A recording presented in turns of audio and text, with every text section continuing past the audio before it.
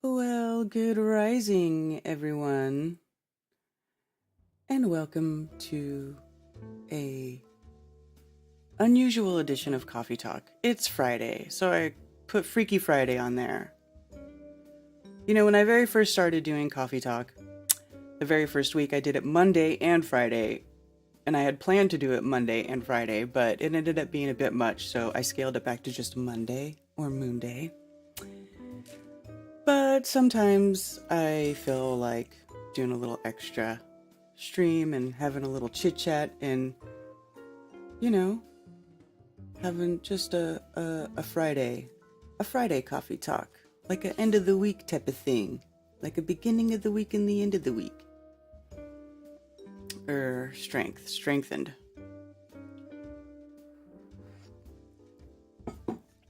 I do, yeah.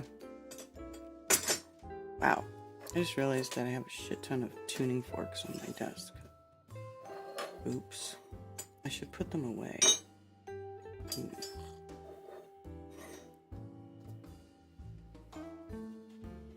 Maybe I can do a little Fibonacci vibration for you guys, though. If I could find the right forks that go together. Oops. Just a Schumann. The Schumann resonance, though. That's good, too. Let's do a little Schumann. Because, these two forks when you do the binaural thing, and this is another reason why I have the stereo mics, right? So I can put one fork here and one fork there, and if you're listening to it, your brain makes the binaural beat of the tones in between this, which happen to be the Schumann resonance, which is the earth resonance, the resonance of earth.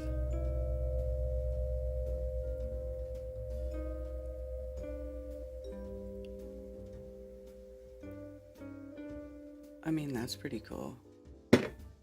And it shouldn't be overbearing for anybody, right? It's just the vibration.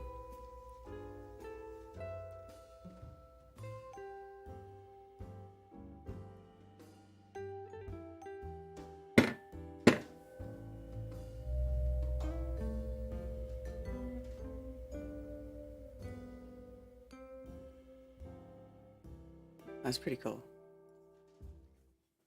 I guess it's good they were on my desk, because I might not have done that had they not been there.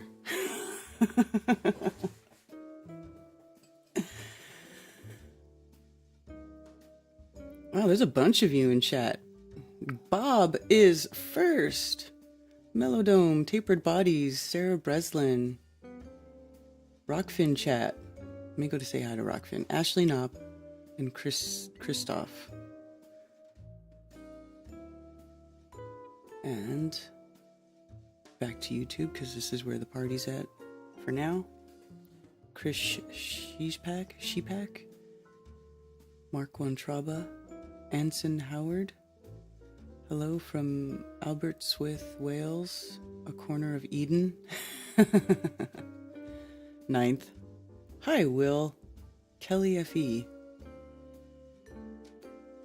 Good to see you. Spicy Sarah, Alpine Endeavor. Commercial sound and video. Yeah, Friday coffee, dude.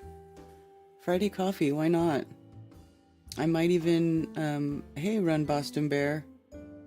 What's up? Don't be too excited. It's just coffee talk. Unless you get that excited about coffee talk, then get excited. Get excited. Happy hour now for Friday nights. Yeah. Ooh, happy hour. That would be fun. Keep the cymbals splashy and let's take the bass for a little walk. Yeah. Do you like that intro? I may end up changing that intro. It's Monday again. No law. It's Friday.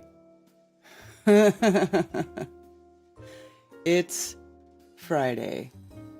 Oh, you know what? As usual, I forgot to open my phones. Let me open my phones.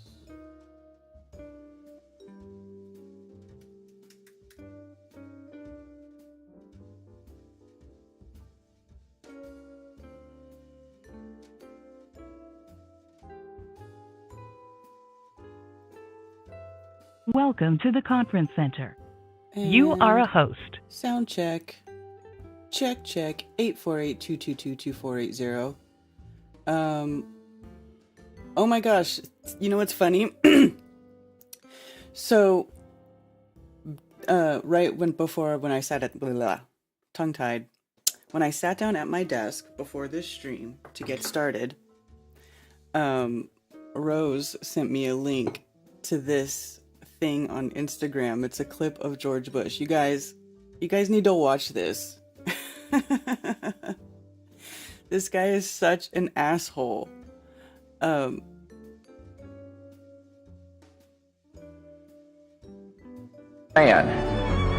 launch a wholly unjustified and brutal invasion of Iraq. I mean, of Ukraine. Iraq, anyway. Iraq too, anyway. 75. The decision of... I mean, and then people laugh about it. They laugh about it. This is crazy. I mean, of Ukraine. Iraq, anyway. Anyway, I just wanted to show you guys that real quick. Can you believe that crap? These people have no shame. They have no damn shame. Top of the morning, Andrew. Mother Dragon, Friday Coffee Talk, awesome. I just wish I was not at work so I could have this just playing with the volume up. Yeah, sorry about that. Coffee daily for me. Yes, I have coffee daily too. Hello, Jay. Yeah.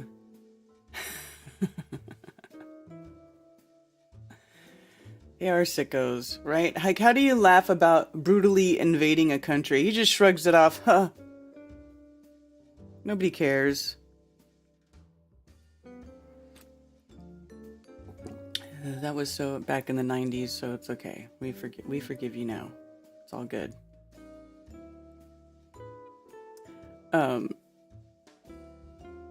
Yeah, I kind of have some sicko stuff up on my screen right now. We'll get into better stuff though, I'm sure. Maybe I should just stick with tuning forks. He's like a 4-year-old that can't keep a secret, right?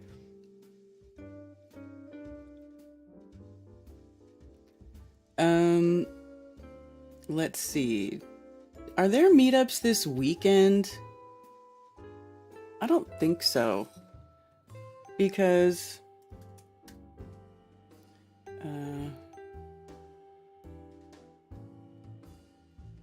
March 18th.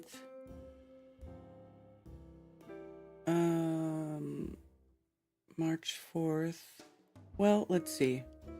If you're in Tucson, March 4th, how far away is that?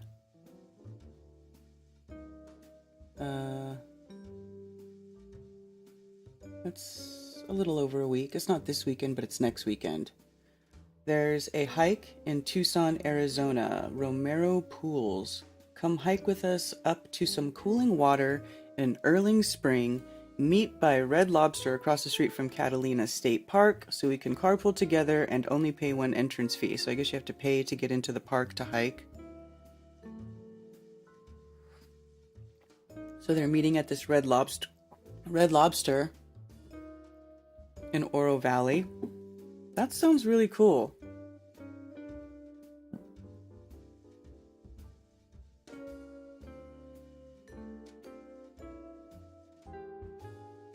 That's really cool. How pretty. I would like to go there and go hike. Do they have pictures? Photos. Ooh. Oh, what? Can I just look? I don't want to make an account. No, anyway.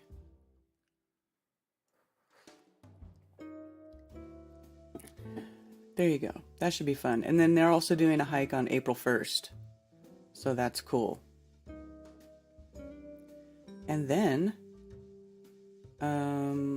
like I said, March 12th, we're having a meetup in Spartanburg, South Carolina at Drayton Mills Marketplace in downtown Spartanburg. Sparkle City.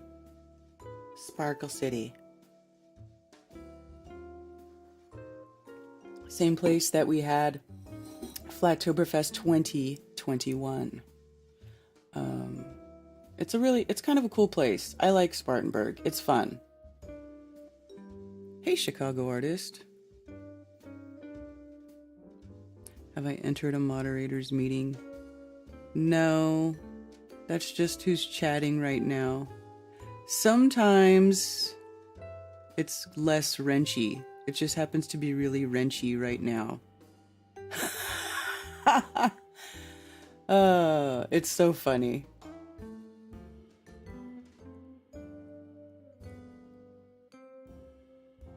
Red Lobster is the only restaurant that has a line out the door. I don't get it. Why?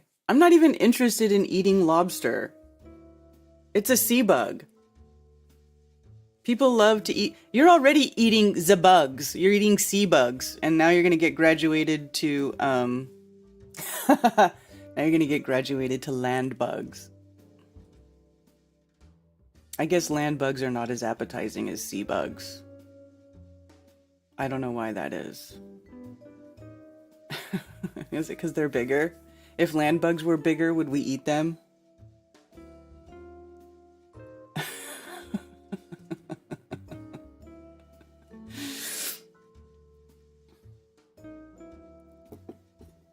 If land bugs were bigger, would we eat them? Speaking of Freaky Friday, I found this kind of freaky story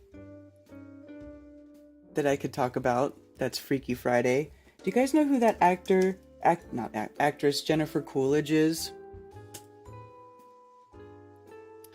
Okay, so check this out. Jennifer Coolidge, this actress, you know, she's like that busty woman, and she's always playing that big busty woman role, you know, in the movies, and she's like funny. She's in a lot of comedy type movies. Anyway, this drag queen dressed up like her in prosthetics and everything, for Milan Fashion Week. Milan Fashion Week, when Jennifer Coolidge waltzed into Diesel's Fall 2023 runway show on February 22nd, except it isn't actually Coolidge, it was British drag artist Alexis Stone impersonating the White Lotus star to an elaborate prosthetic transformation. Thanks to an elaborate prosthetic transformation. And then the real Jennifer Coolidge was on another continent.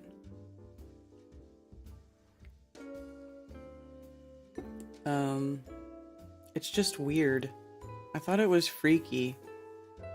It's almost like a revelation of method, you know? Like, we already think that they use these prosthetics with people, you know, in mainstream or on TV that are like in politics.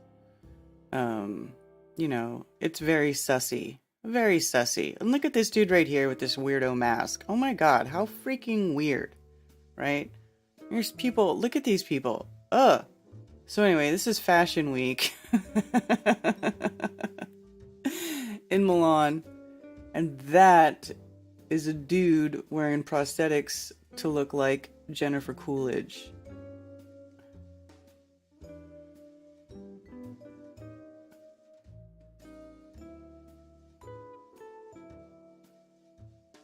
And it's weird.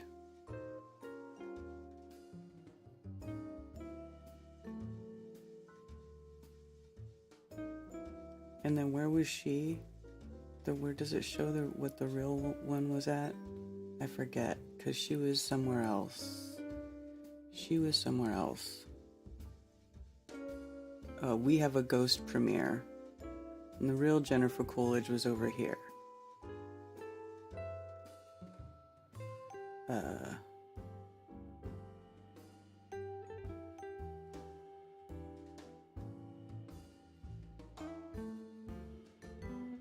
So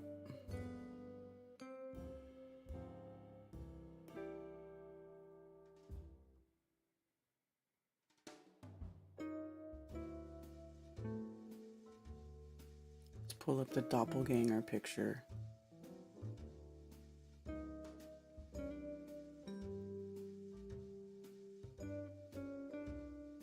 Right? Like, it's just weird.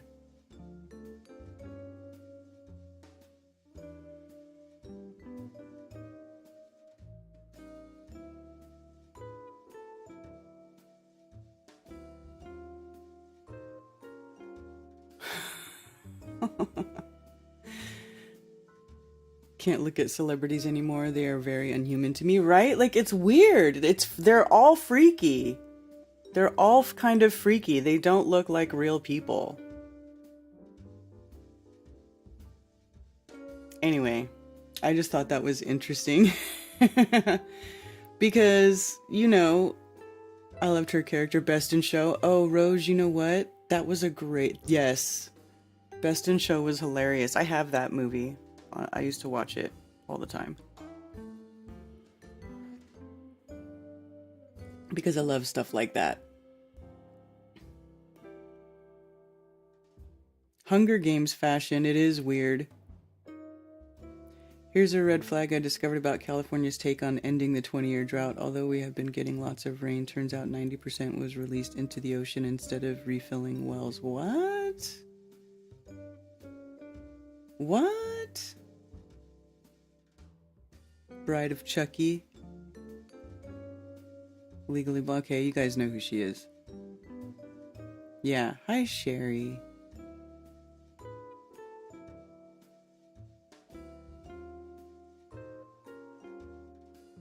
Inner City Films.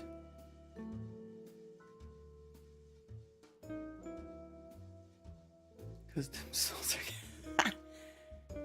pre-silicone, I know.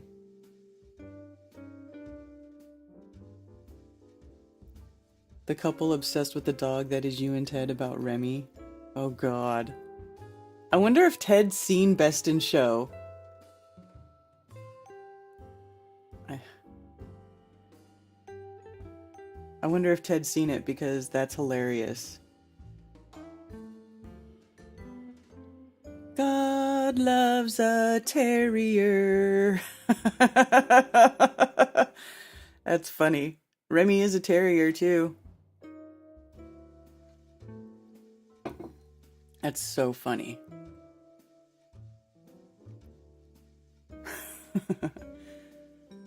No. I don't give my dog squeaky dog toys. Hey, Rob Cleveland. How's it going? I don't give my dog squeaky dog toys. Because it annoys the shit out of me. But I give him stuff like Kongs and, you know, he has big gnarly ropes and stuff.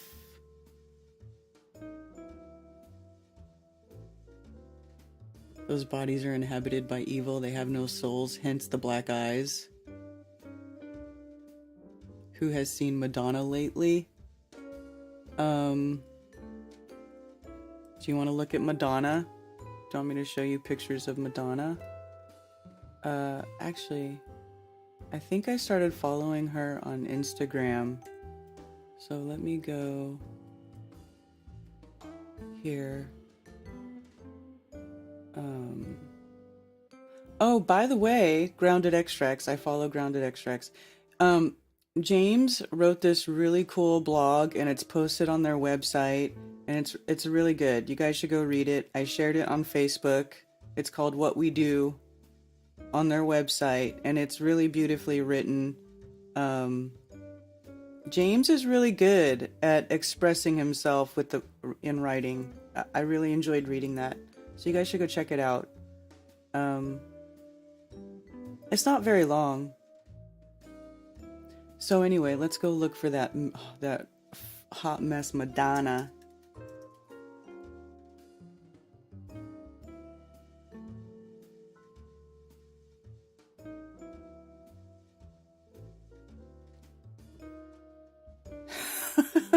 How old is he? How old is she? Almost 70-year-old granny going wild. The comments are hilarious.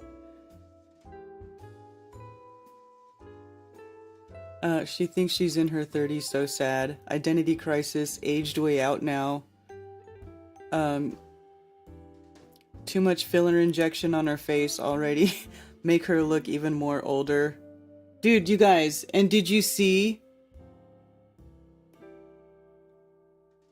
But she kept doing something with her tongue that scared me.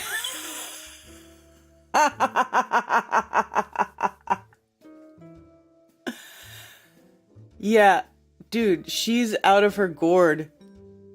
You guys, I swear to God, this is Madonna. And she's like starting a new tour. Did you see their announcement for her new tour? It's just freaky. All of it is so freaky. Here, hold on. Oh, there she is. Look, this is, yeah.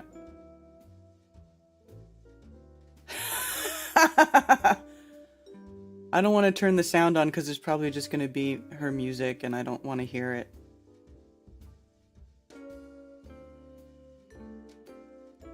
She's just so weird. Poor Madonna, so very sad what she has done to herself and become.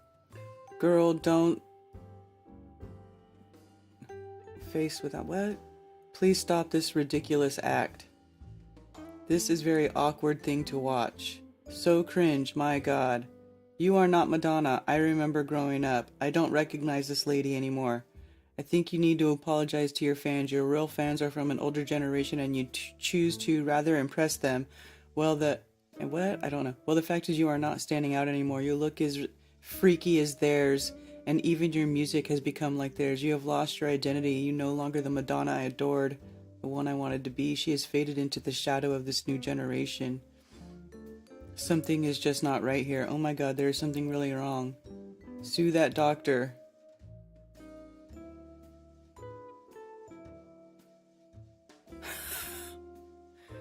It's crazy. Garbage, yeah. It's freaky, right? Like, oh, here she is with this clown. Look at.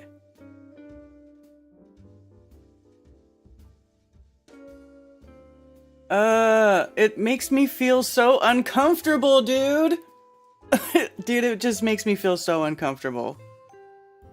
Oh, this one right here, this brooch has a penis on it, watch. She's just so freaky, dude. Where is that thing? Ugh. Whatever. Oh, look at this!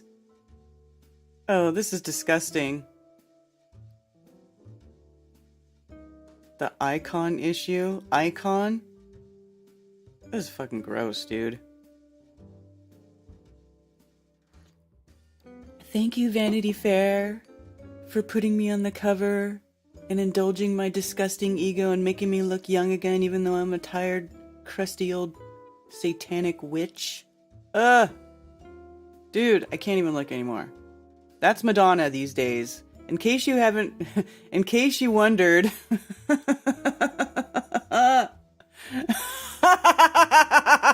Oh, look at the chat. Oh my god. See, it's so cringe. It is so cringe. Even her own fans can't handle it, dude. Her own fans can't handle it. What is she doing? It's crazy, right?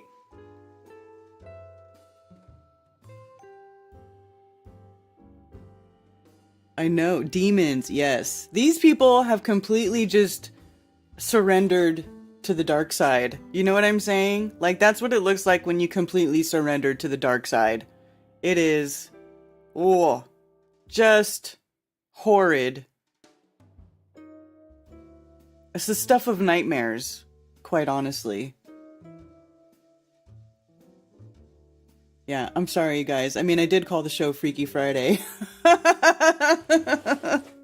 But I didn't know Madonna was gonna come up, but she's like the freakiest thing out there right now. Seriously. The freakiest thing. Oh.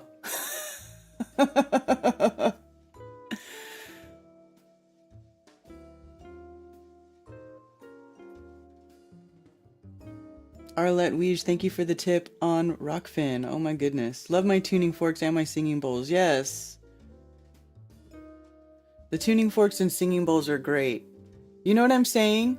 Like, whatever she's doing to try to stay young, it's the wrong thing. If right now you start with like healing frequencies, if you listen to healing frequencies regularly, you don't have to worry about, you know, getting filler or any of that stuff. You can just age slower and, you know, release all those parasitic frequencies that attach themselves to you, you know, those energies, because I really feel like that's what's happening.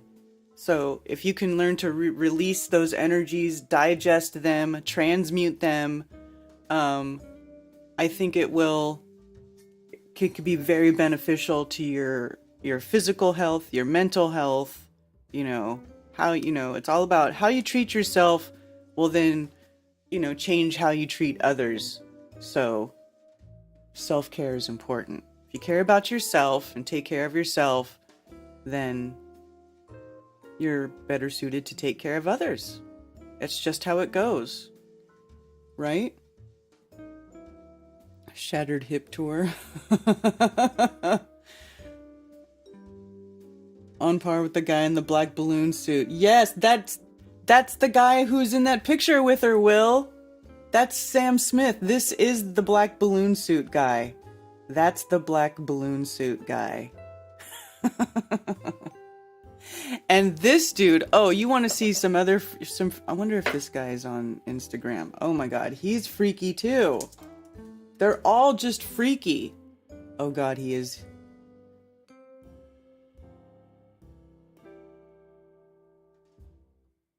Look at.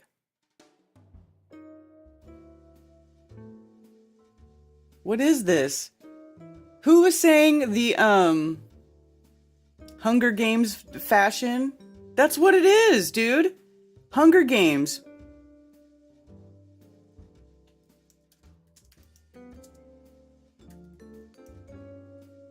I spelled fashion wrong.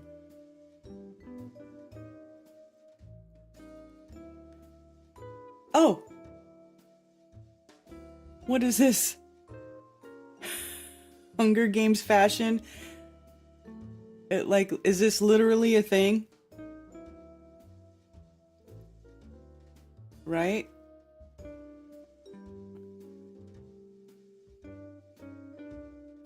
Look at this. And they all love this like blood red color these days. Everybody's wearing this blood red shit. You know, which color itself is not evil, but I mean,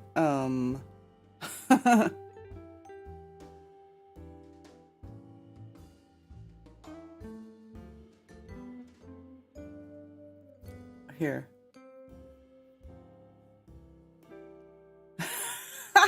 You guys, what is this? It's like beyond Hunger Games. It's like even worse than Hunger Games. I feel like Hunger Games was not this bad. It's almost like Hunger Games meets like Fifth Element meets like kink.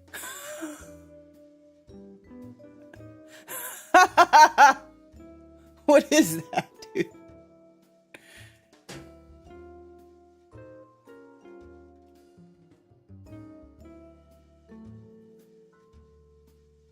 Forgot the name of the movie. There's a fashion show scene, predictive programming. Dude, all the fashion shows now are so weird. True Stories was the name of the movie. Dude, they're all like this. It's just so... Look. This guy looks like a piece of sausage tied with like a rope. I mean, how disgusting is this? It's just... Whoa, it makes me want to vomit, dude. It's so disturbing. This is what people are into.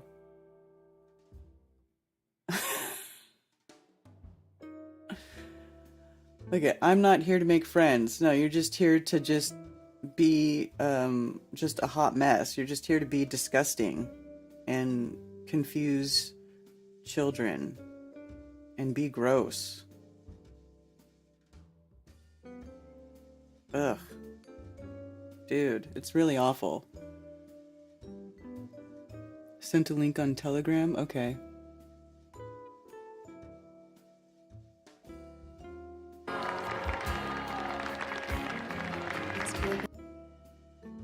I don't know if I'll get Talking Heads True Stories film. She's singing.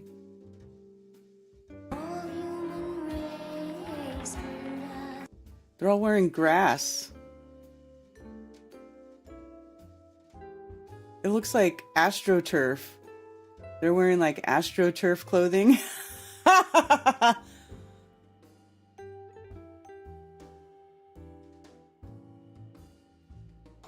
Right? Is now everybody just gonna walk around looking ridiculous?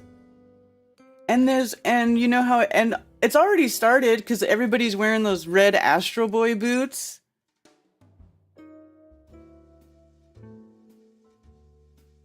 Oh my gosh. Huh. Wait, hold on. Hold on. This brick. Here's some brick.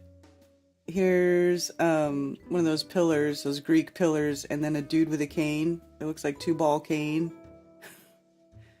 What is going on in this world? Look at these people have bricks.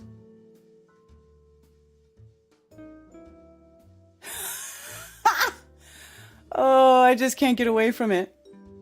I can't get away from it. Is there more? Oh my word. She's a cake. That reminds me of this one chick I seen, like an ad on Facebook, where her whole dress was feathers except for this red leather thing across the front of her, and she looked like a chicken wearing a back protector. It was really weird. Like, what is this?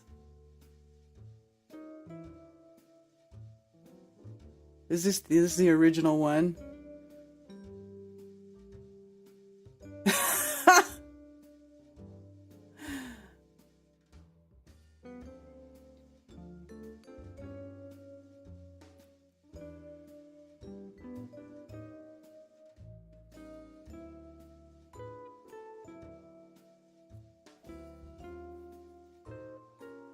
I mean, I guess that's it now. That's a thing. If you light them on fire, you would have some melted bricks. Must be those melted bricks.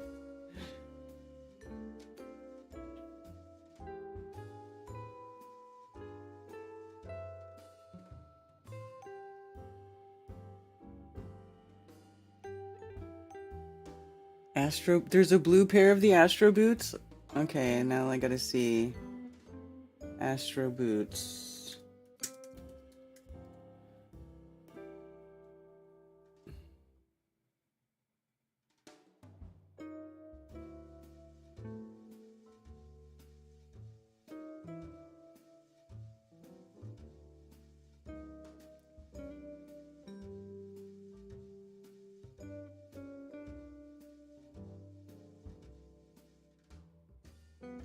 $350 big red boots.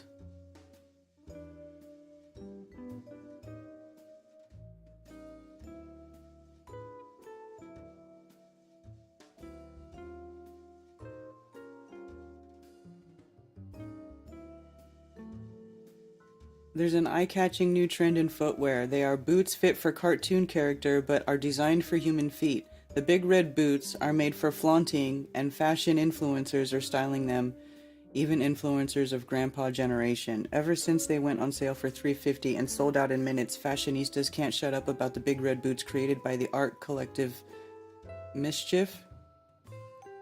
YouTube sneakerhead Steve Natto found that out when he wore them to SneakerCon. Natto says they're comfy and wore them nearly all day without pain. Their creator describes them as cartoonish, and some refer to them as Astro Boy boots. Though they're easy to put on, getting them off can get you stuck if you're not wearing your perfect size. What? They're now showing up on everyone from Puss in Big Red Boots, blah blah blah, to Tony Soprano paired with a bathrobe. Is that weird?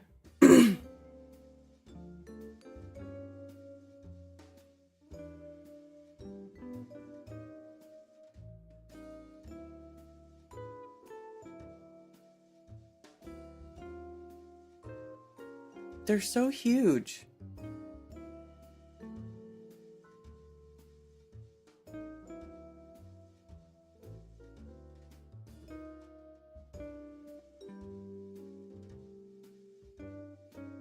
I'm trying to find the website where you buy these shoes.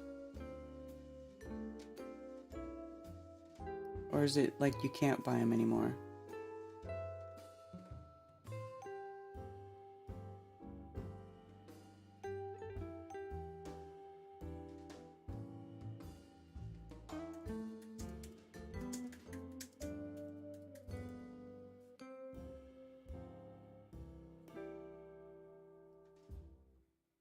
Oh my god.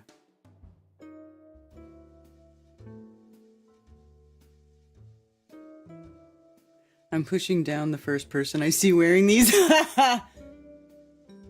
clown shoes and ass hats, right? Is the deliberate dumbing down of the human species.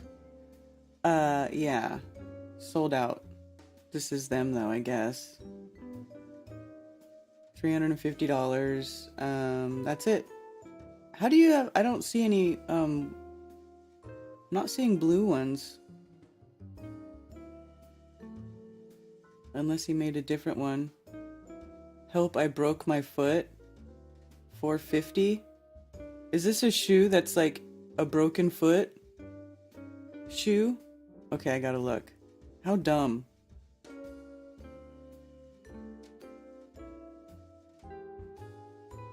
Who said medical equipment was never meant to be hip? Okay, so they really are for people who broke their foot?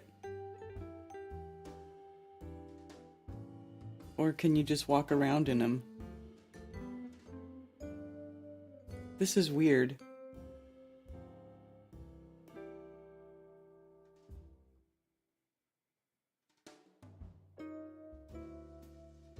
Mischief Italy.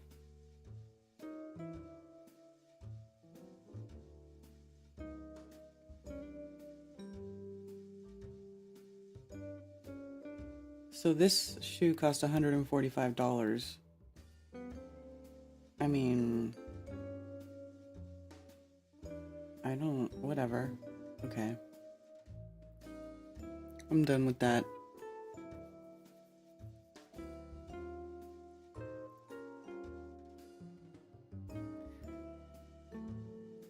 Retards wear them because they don't know how to tie their own laces.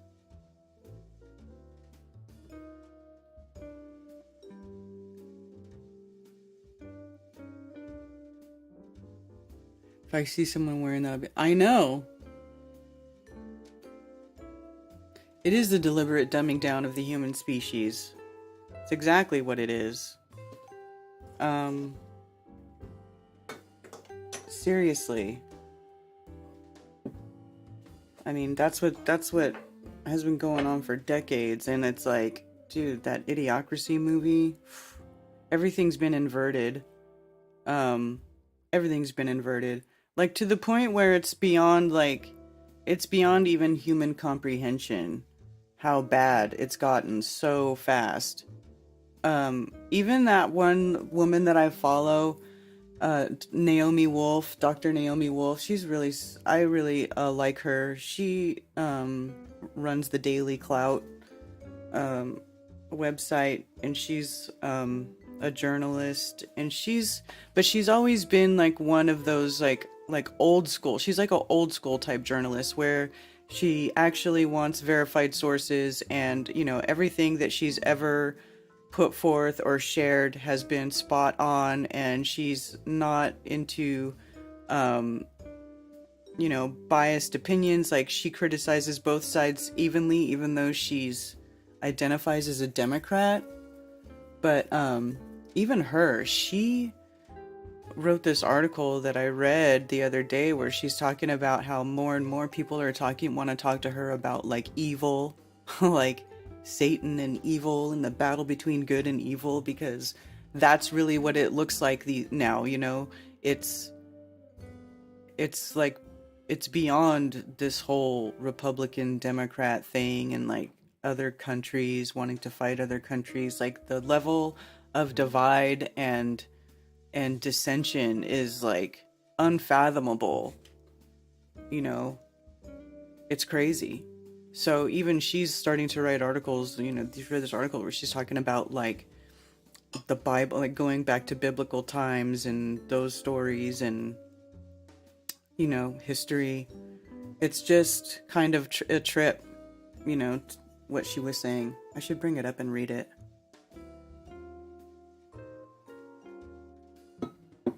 Doomed, I tell you, doomed. Brian has red boots.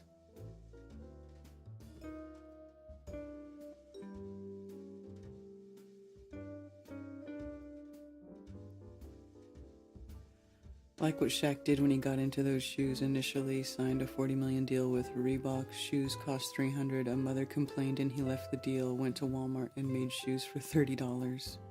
Did he really?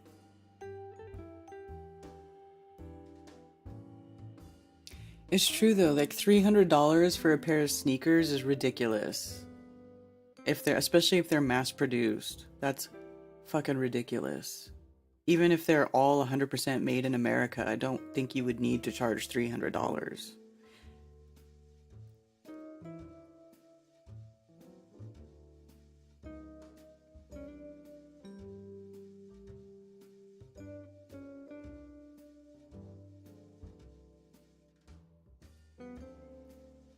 Yeah.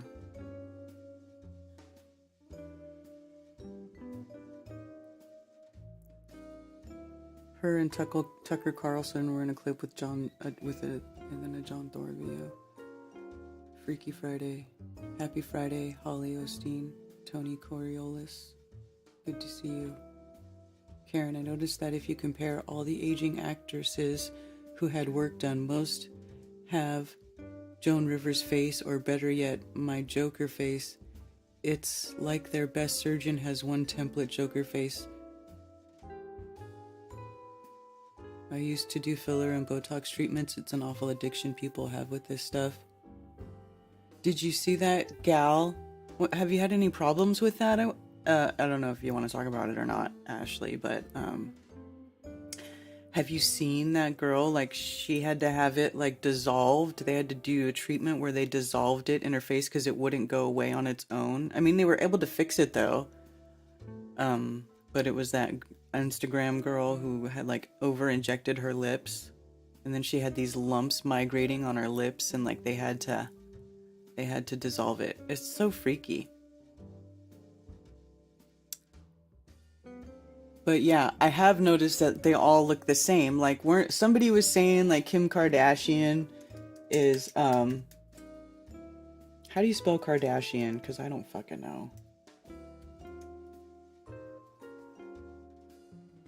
Oh, it's spelled just like it looks or sounds. Okay.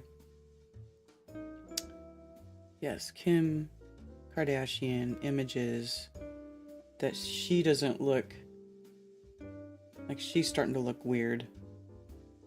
Or they're all looking the same. Is that her?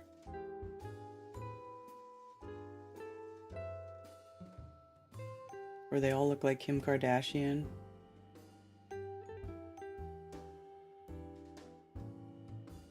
I don't know. But there's that one model, she's like, dude, this chick, she's totally,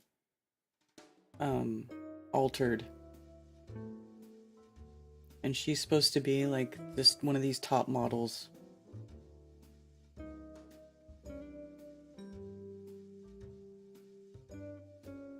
And she'd be altering her face. Like, they don't have people with like unique, you know, or people they don't leave their unique features alone anymore. They always got to be messing with themselves. You know, it's weird. Kind of look alienish.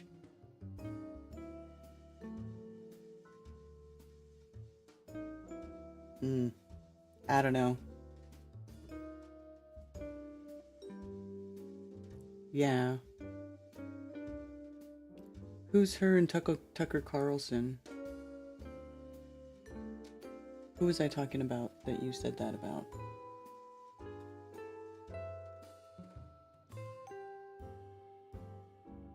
They all look the same. That's what I'm saying. Courtney Cox. Oh, yeah. Oh, you know who else doesn't look the same? Yeah, Courtney.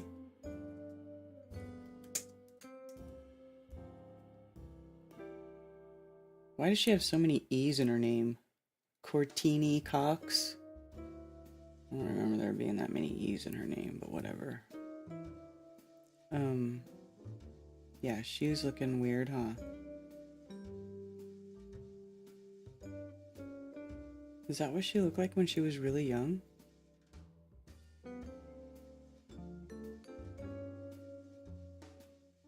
Oh, she was cute.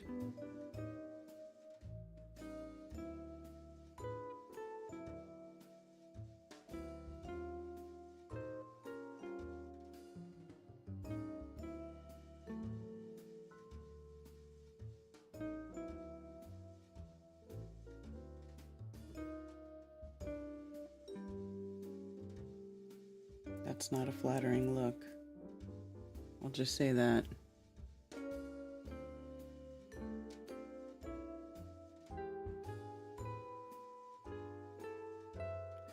Jenny B, I'm convinced natural will be the valuable currency of the future on all levels. You ain't wrong. You ain't wrong. I mean, it's so rare. It's so rare these days with the filters and the like people wanting to alter their looks, like physically alter their looks like permanently from a young age. Like, it's crazy to me. It is just crazy. Yes. Helen Hunt. Oh, I haven't seen her for a long time. Really?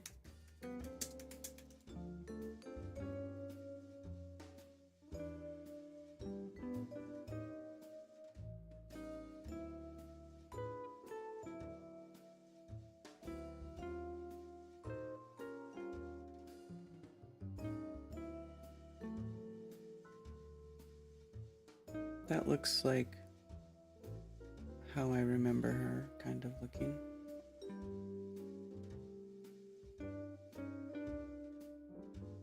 Oofta. Oh. Oh. Helen. What did you do? She was so cute. Look at her. Oh, she was cute. What's her name? With the pucker face actress. I can't remember, but she doesn't even look recognizable anymore either, but I can't remember her. The one who was, the Bridget Jones Diary actress chick. I can't remember her name, you guys. Please help me.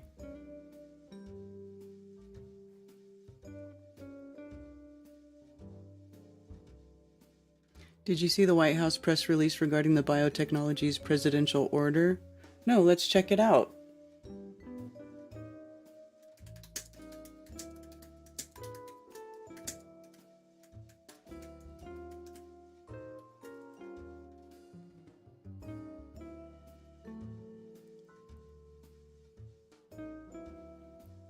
September 12th?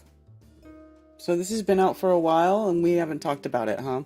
Executive Order on Advancing Biotechnology and Biomanufacturing Innovation for a Sustainable, Safe, and Secure American Bioeconomy? What?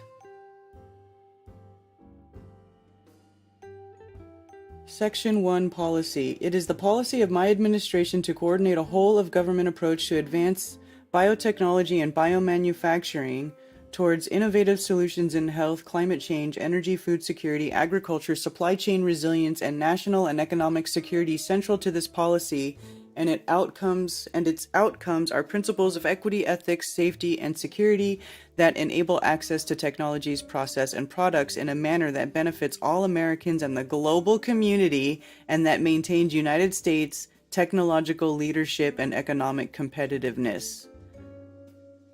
Biotechnology harnesses the power of biology to create new services and products which provide opportunities to grow the United States economy and workforce and improve the quality of our lives and the environment. Oh, really? The economic activity derived from biotechnology and biomanufacturing is referred to as the bioeconomy. The COVID-19 pandemic has demonstrated the vital role of biotechnology and biomanufacturing in developing and producing life-saving diagnostics, therapeutics, and vaccines that protect Americans and the world. Oh, how thoughtful of you. Although the power of these technologies is most vivid at the moment in the context of human health, biotechnology and biomanufacturing can also be used to achieve our climate and energy goals, improve food security and sustainability, secure our supply chains, and grow the economy across all of America. For biotechnology and biomanufacturing to help us achieve our societal goals, The United States needs to invest in foundational scientific capabilities. We need to develop genetic engineering technologies and techniques to be able to write circuitry for cells and predictably program biology in the same way in which we write software and program computers. Unlock the power of biological data, including through computing tools and artificial intelligence, and advance the science of scale-up production while reducing the obstacles for commercialization so that innovative technologies and products can reach markets faster. What the fuck? Simultaneously, we must take concrete steps to reduce biological risks associated with advances in biotechnology. We need to invest in and promote biosafety and biosecurity to ensure that biotechnology is developed and deployed in ways that align with United States principles and values and international best practices. Oh, right, because the United States has the best fucking values and international best practices. Right? Well, one of our ex-presidents jokes about invading a country, brutally invading a country.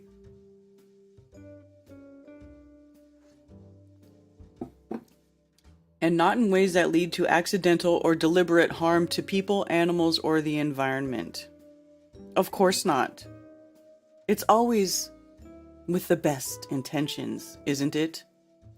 In addition, we must safeguard the United States bioeconomy as foreign adversaries and strategic competitors alike use legal and illegal means to acquire United States technologies and data, including biological data and proprietary or pre-competitive information, which threatens United States economic competitiveness and national security.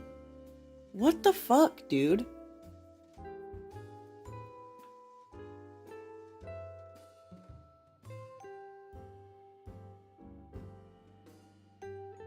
Sounds like a scam.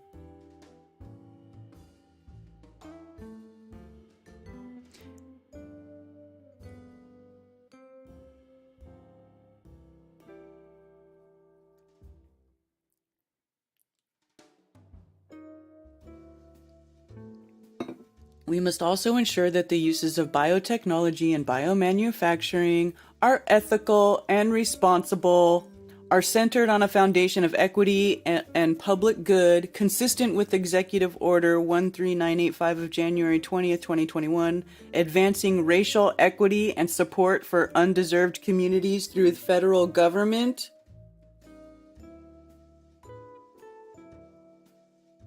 What the fuck? And are consistent with respect for human rights. Right. Resources should be invested justly and equitably so that equity.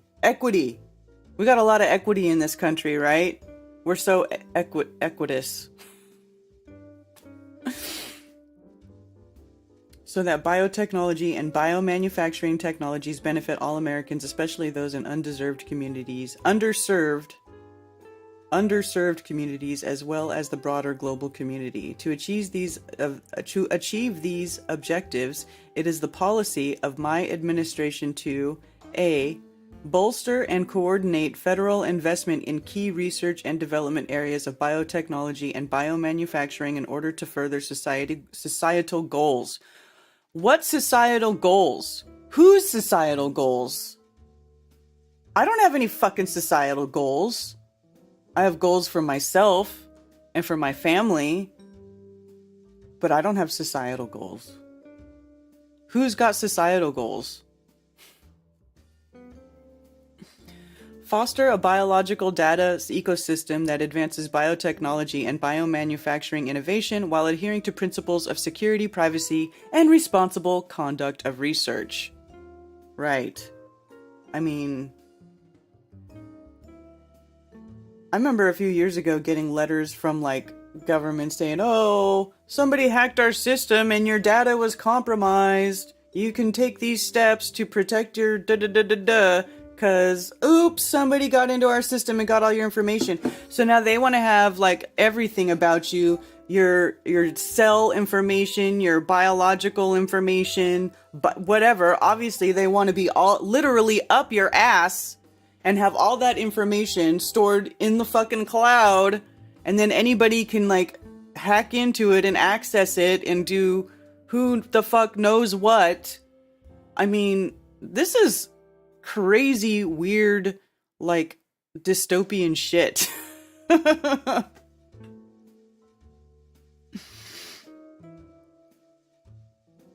Do government and human rights belong in the same sentence? No! It's an oxymoron.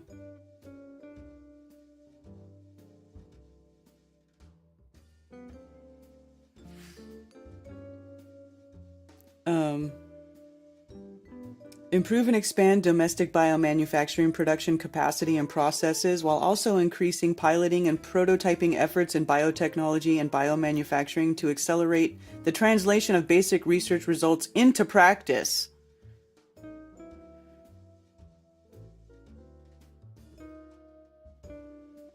Boost sustainable biomass production and create climate-smart incentives for American agricultural producers and forest landowners.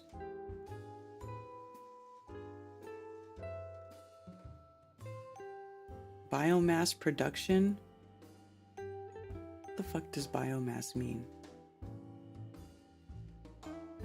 Renewable energy from plants and animals. Biomass is renewable organic material that comes from plants and animals. Biomass was the largest source of total annual U.S. energy consumption until the mid-1800s. Biomass continues to be an important fuel in many countries, especially for cooking and heating in developing countries. The use of biomass fuels for transportation and for electricity generation is increasing in many developed countries as a means of avoiding carbon dioxide emissions from fossil fuel use. In 2021, biomass provided nearly 5 quadrillion British thermal units and about 5% of total primary energy use in the United States. Biomass sources for energy include wood and wood processing wastes, firewood, wood pellets, wood chips, lumber, furniture, agricultural crops and waste materials, corn, soybeans, sugarcane, switchgrass, woody plants, and algae crop and processing foods. Biogenic materials include municipal solid waste, paper, cotton, wool products, and food and yard wood waste, animal manure, and human sewage for producing biogas, renewable natural gas. Sewage, it has a picture of a toilet. Okay, I just had to look that up because I want to know what they were talking about. Expand market opportunities for bioenergy and bio-based products and services. Train and support a diverse, skilled workforce with next-generation leaders.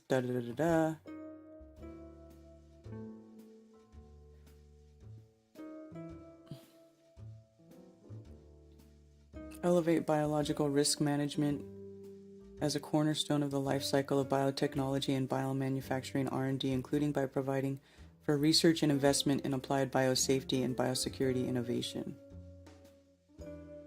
It's a bunch of mumbo jumbo.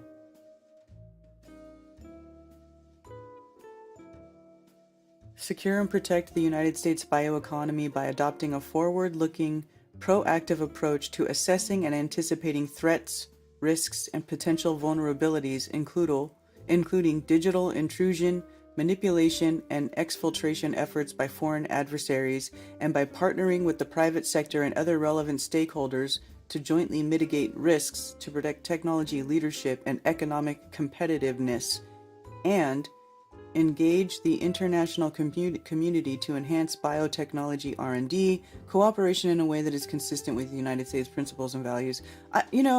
That part right here doesn't fucking mean shit to me. United States doesn't have good principles and values.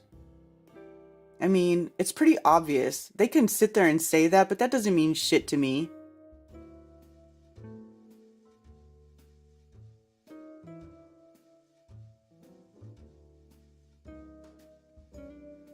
The efforts undertaken pursuant to this order to further these policies shall be referred to collectively as the National Biotechnology and Biomanufacturing Initiative.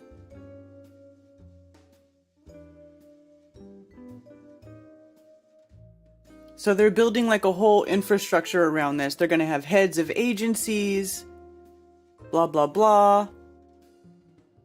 They're just doing all kinds of government job creation out of this, right? Harnessing biotechnology and biomanufacturing R&D to further societal goals. Within 180 days of the date of this order, the heads of agencies specified in subsections blah blah blah of this section shall submit the following reports on biotechnology and biomanufacturing to further societal goals related to health, climate change, energy, food, and agricultural innovation, resilient supply chains, and cross-cutting scientific advances. The report shall be submitted to the President through the APNSA in coordination with the Director of Office, blah, blah, blah, blah, blah.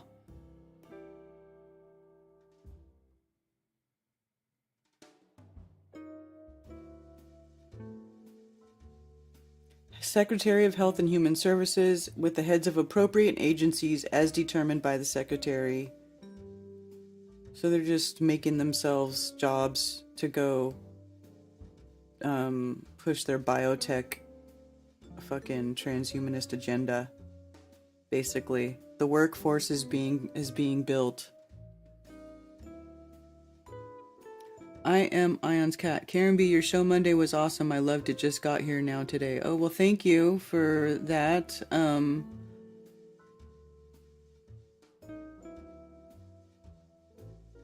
glad you liked it. I did a lot of ranting on Monday.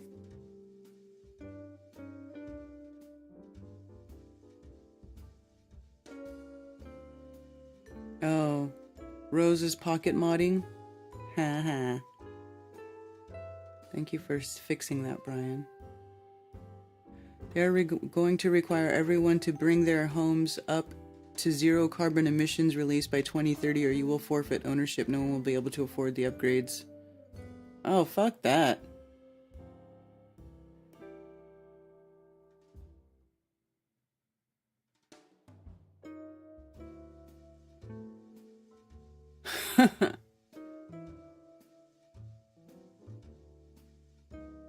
Profits, yeah.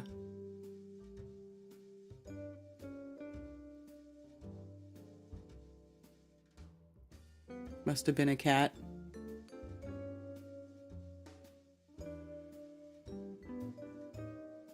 What's next? Insects going to save us from climate change? Probably. Probably.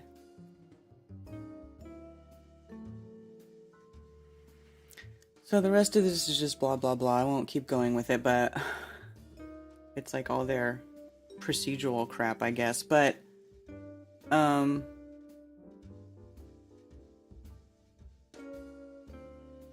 complexity of the current regulatory system for biotechnology products can be confusing and great challenges for business to navigate. Oh. Modernizing the regulatory framework for agricultural biotechnology products. Agricultural biotechnology products? Agricultural biotechnology products, so genetically modified organisms, I'm guessing, and lab-grown meat.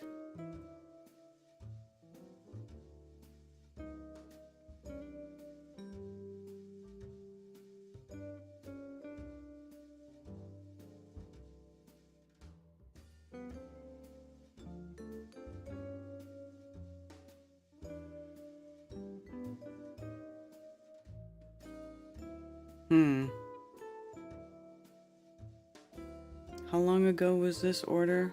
Because there's a lot of things in here. Within 60 days, within 90 days of this order, within so many days of this order. So September 12th, 2022. Date-to-date calculator. So,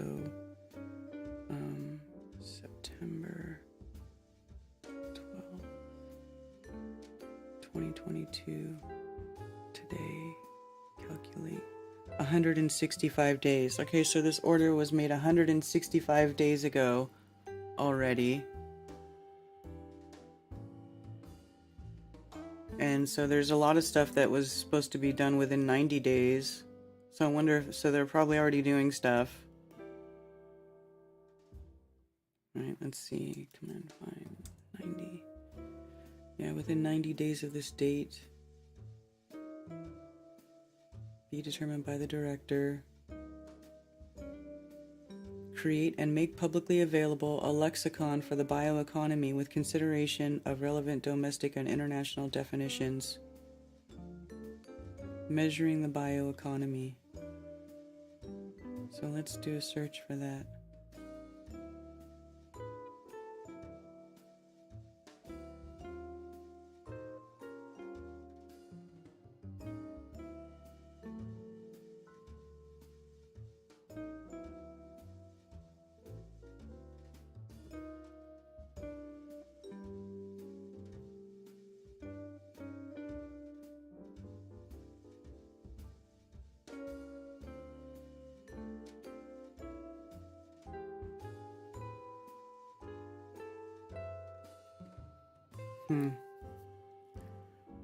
Alright.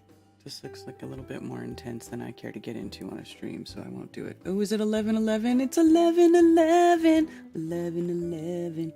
Can I play my 11:11 video? Yeah, I'll do it. Master Builder. It's 11:11. Spirits listening. 11:11. New resonate. Beginning. Reflect. Visualize. Opportunity. 11:11. Visions. Yes, we need manifest. Manifest your reality. Infinite abundance. And we're back.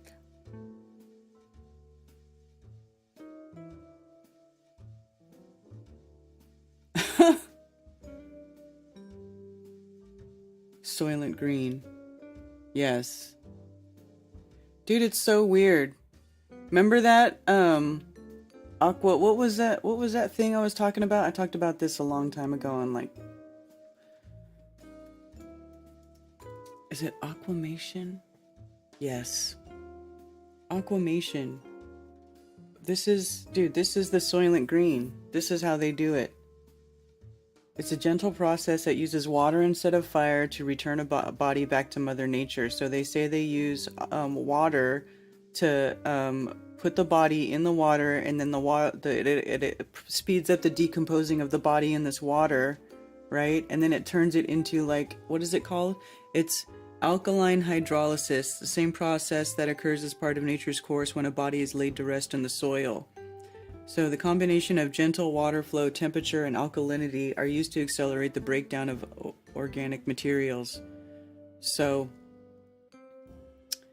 they say when they're done with it, what's left is, what did they call it? They have a word for this stuff that it turns into. Bioliquidator.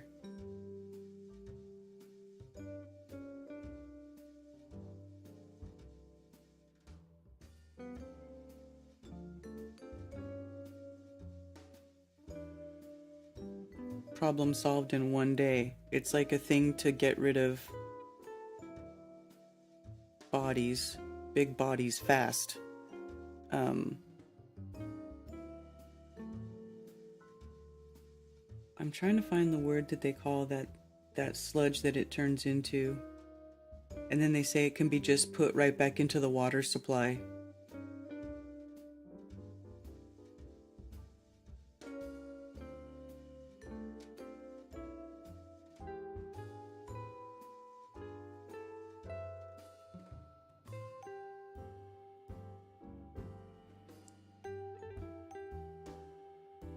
Alkaline hydrolysis is a process by which animal tissues are broken down into their basic building blocks. The bioliquidator system creates the ideal environment for this process to occur.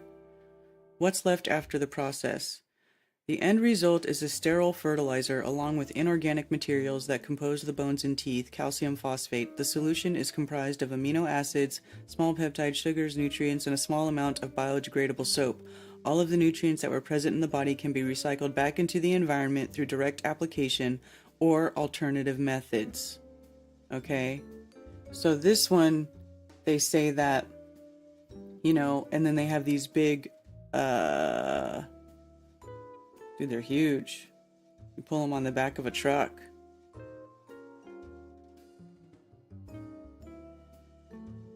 emergency disease response, outbreaks.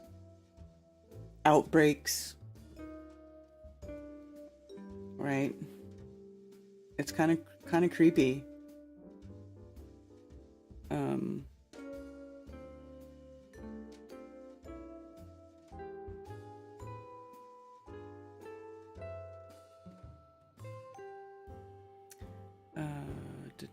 Doesn't keep going.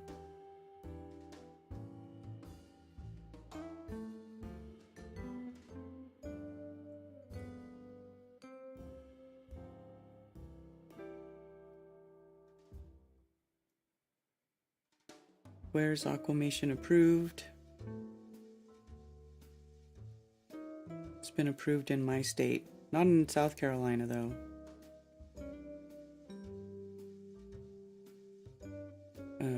It's already been approved for pets.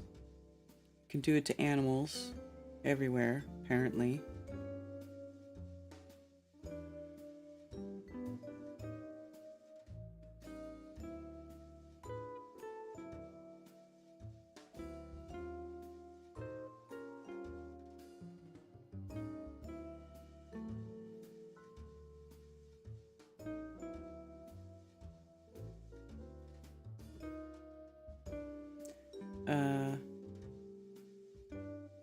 What is the impact of the water usage? There's nothing there.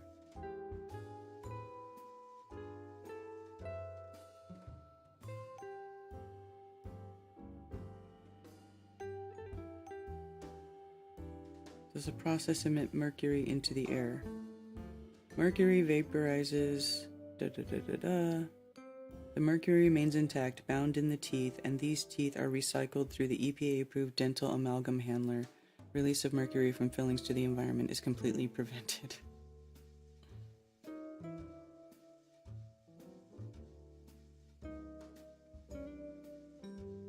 So, yeah.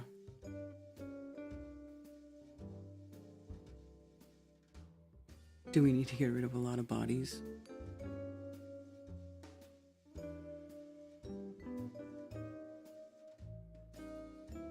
Who knew they cared so much?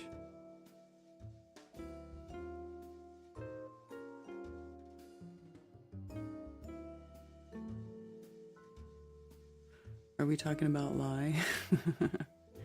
I was bringing up the aquamation thing again. This is where they liquefy human remains and they turn it into a sludge that can go back into water.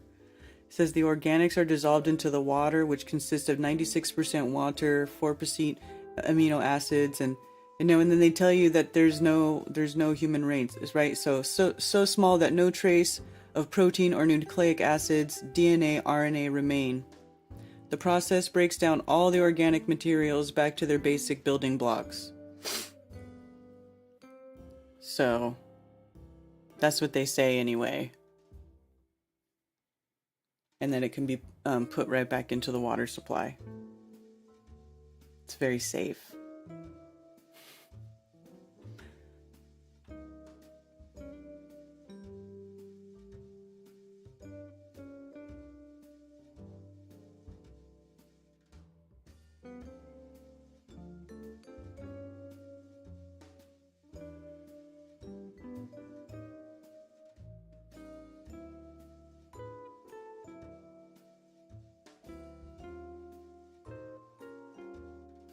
You can get a Soylent brand meal drink at your local Walmart. Oh, really?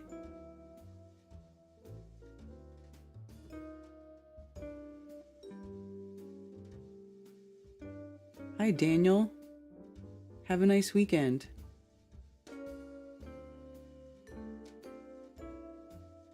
Any new chemical fires? Well, let's see.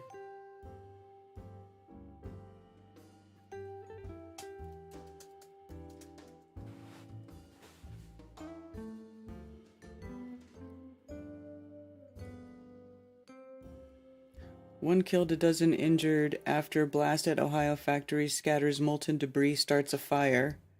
February 20th, an explosion tore through an Ohio metals plant on Monday, scattering molten metal and debris that rained down on neighboring buildings, killing one person and injuring at least a dozen others. So a metal...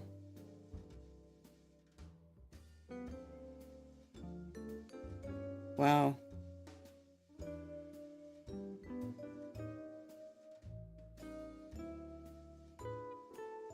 Oof.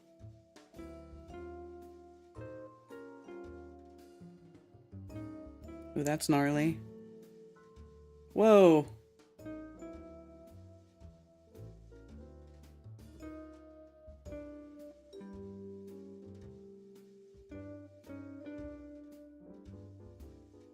That's a pretty big explosion for a metals plant.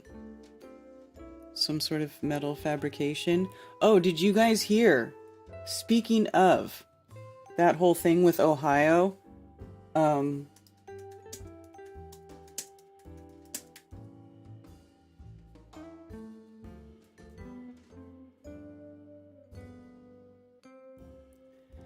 5 killed in Arkansas plane crash while en route to the scene of the fatal explosion at the Ohio factory. 5 people who worked for an environmental response consulting firm were killed in a plane crash Wednesday in Little Rock, Arkansas, while on their way to a metal factory explosion site in Ohio, which is what we just looked at, right? Officials said. The plane was carrying employees of the Center for Toxicology and Environmental Health when it took off from Bill and Hillary Clinton National Airport in Little Rock around noon Wednesday, according to the firm and the Federal Aviation Administration. The employees were headed to John Glenn Columbus International Airport in Ohio to respond to a fatal explosion at a metal factory. The twin-engine plane crashed and burst into flames shortly after takeoff near the Little Rock Airport, the National Transportation Safety Board told CNN, blah, blah, blah, blah, blah. We're incredibly saddened to report the loss of our Little Rock colleagues.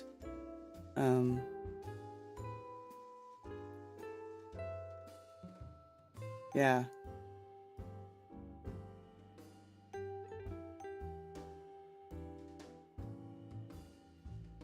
So they aren't saying what caused the crash, but they're saying that there were some storms.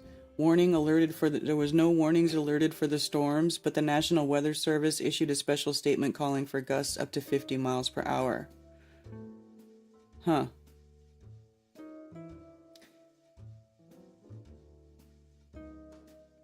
So, there you go. Phosgene, right? There's a guy. I'm really enjoying Twitter these days because you can find a lot of stuff there and it's easy to find. There's a guy, I should play the videos, who's independently going there.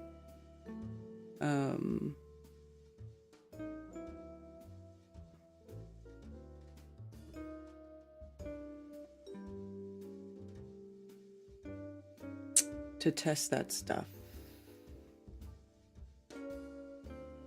Please tell me I saved it.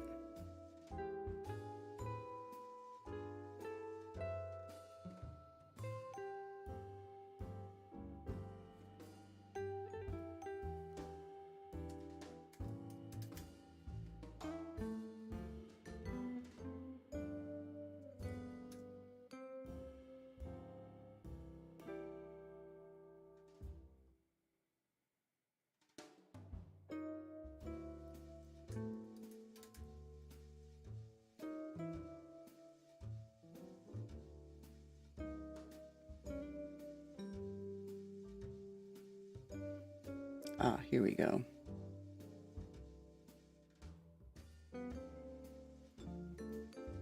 We're going to be looking for a lot of chemicals, including dioxin. We're doing a lot of soil sampling and water sampling. My view is that it was a bad decision to release it and burn it. So I have undergraduate and graduate degrees in chemical engineering. I mean, I've brought respirators and stuff with us. The problem is to wear a respirator, you need to know what to protect from, right? Hydrocarbons, acid gases. We're here, I think, the first group independently to try to figure out what's really here, because what they were measuring most of the time is what they call VOCs, which is just some generic, it's not a specific chemical, right? I couldn't in good Yeah, VOCs, they're testing for VOCs. VOC just means volatile organic compound. It's not anything specific.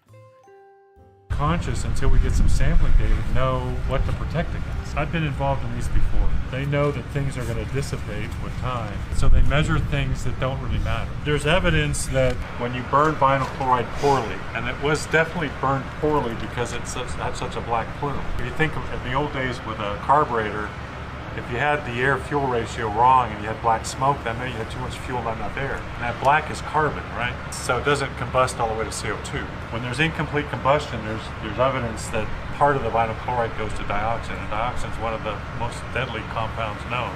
If you measured air, it has a lot of components like oxygen, nitrogen. It might have carbon monoxide, right? So if you measure VOCs, volatile organic carbons, that doesn't tell me anything other than you're measuring carbon. But I want to know, is it vinyl chloride? What is the individual component? So they purposely measure with a cheaper instrument total hydrocarbons, but I want to know what the components are.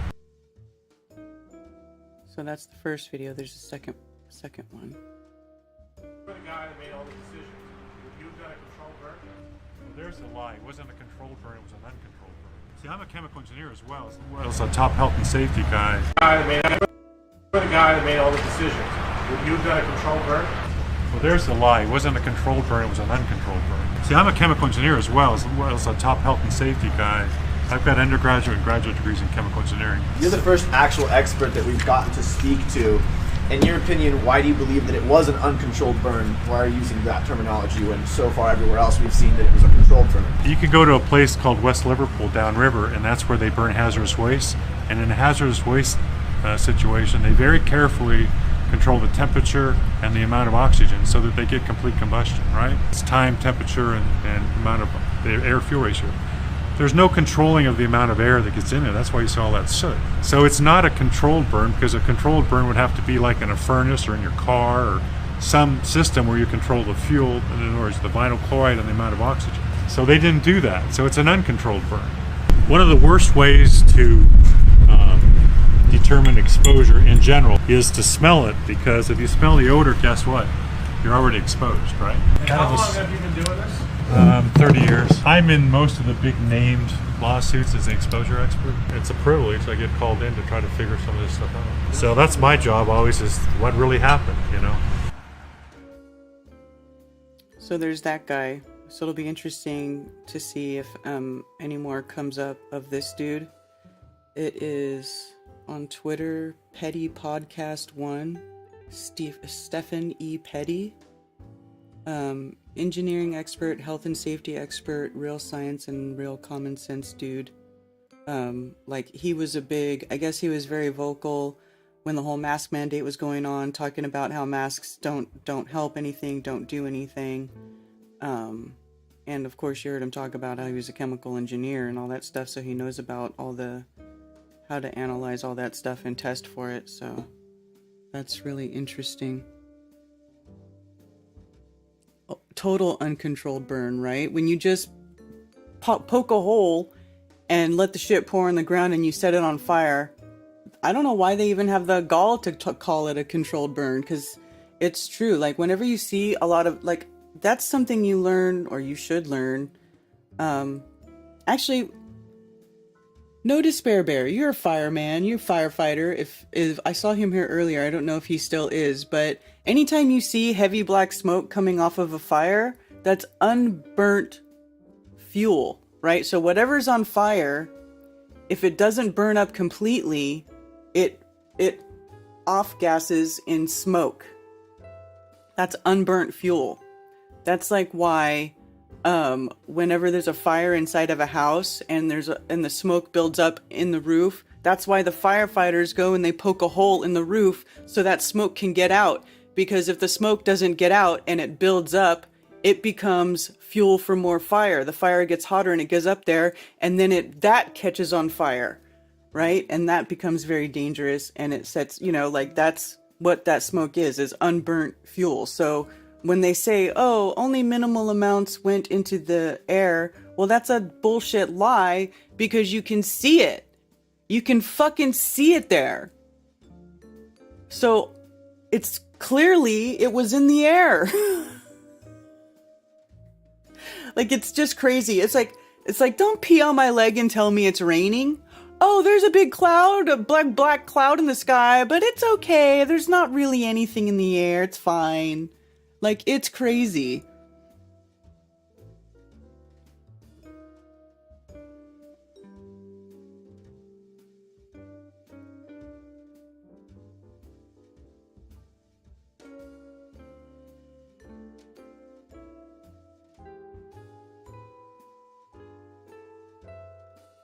Peggy has done 3 to 4 videos on Ohio and shows why we should be questioning the news. Yeah. Well, of course, the news is always lying to us.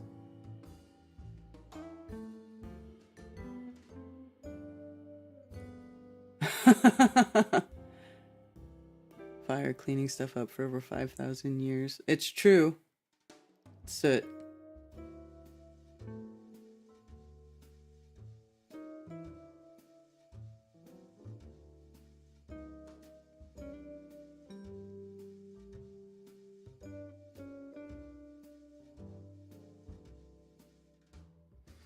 Maybe they were going to find nothing. What do you mean?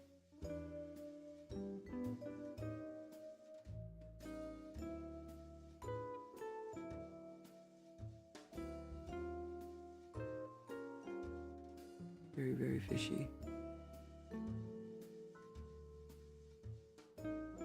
I'm not far from East Palestine. I'll let you guys know if I see any dead animals. How far from East Palestine are you?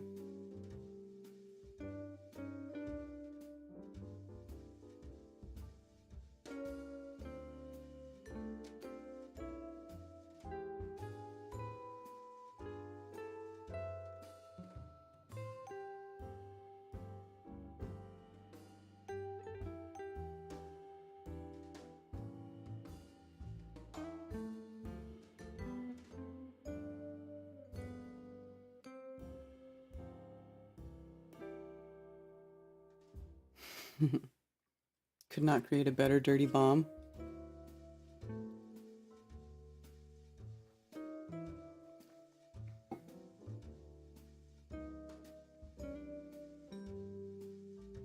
Did Karen already cover the white powder falling the sky in Maryland, West Virginia? No, I didn't hear about that.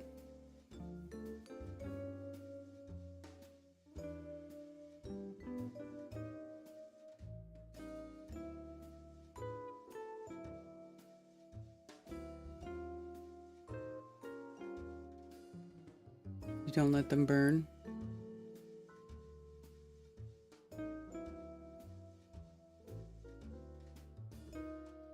Are you upriver or downriver? Also, my phone lines are open. 888-242 or 848-222-2480. I'm saying the wrong number. 848-222-2480.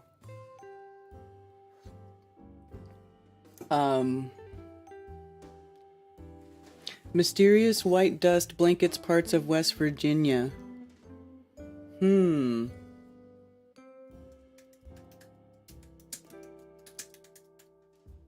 just gonna put mysterious white dust.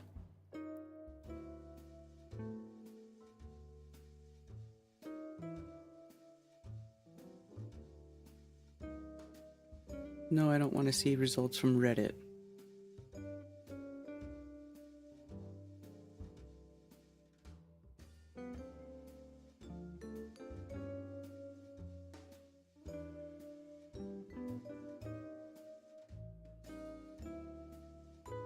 Parts of West Virginia and Maryland were blanketed with a mysterious fine white dust late Thursday evening and into early Friday morning. Eastern panhandle of West Virginia appeared to be hit the hardest, but there was also photos and videos being posted from as far as Winchester, Virginia, Hagerstown, Maryland.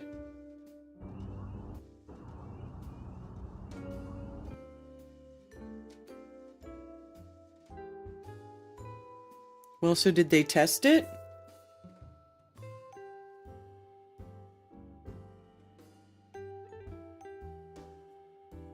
That looks like ash.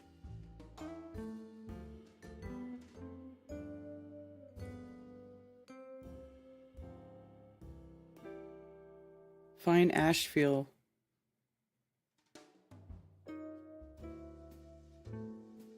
Reports of small plane dropping white powder so thick we couldn't see our neighbor's house. What?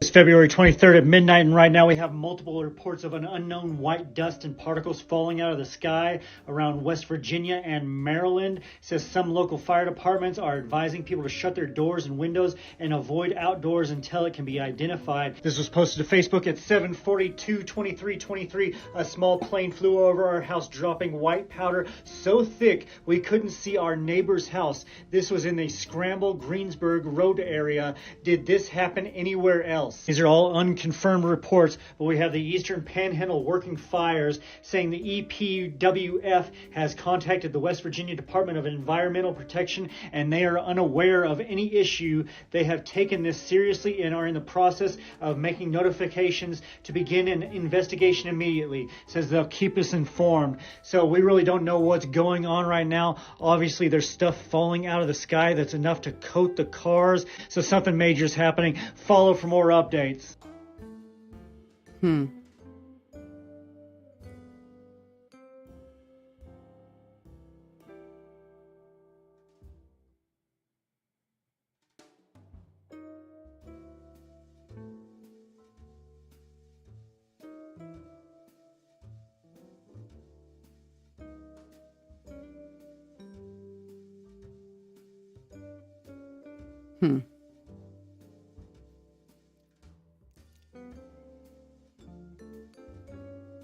Fascinating. From someone a town over. Here. It's crazy. It's a dust.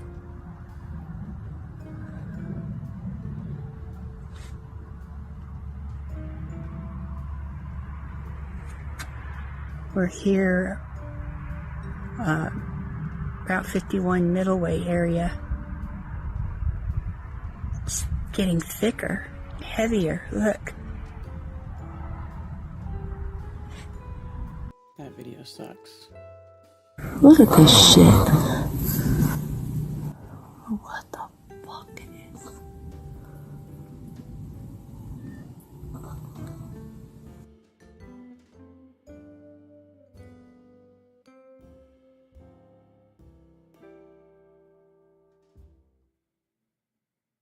Shut doors and windows, avoid outdoors at this time as a common sense approach until it can be identified.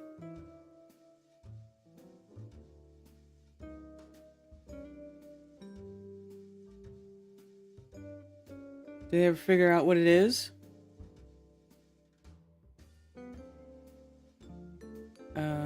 Let's see.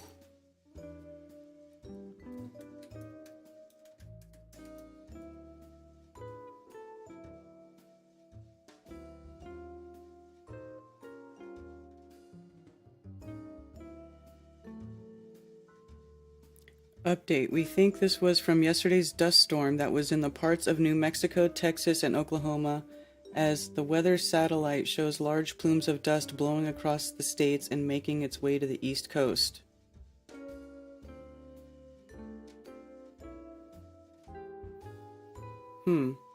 So huge gusts of wind.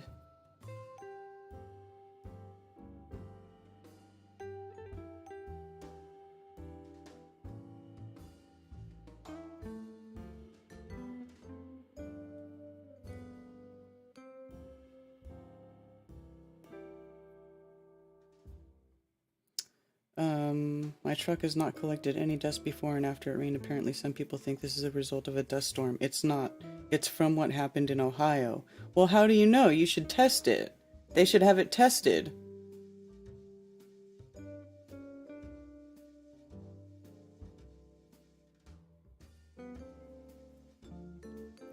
I mean, I guess there's only one way to find out.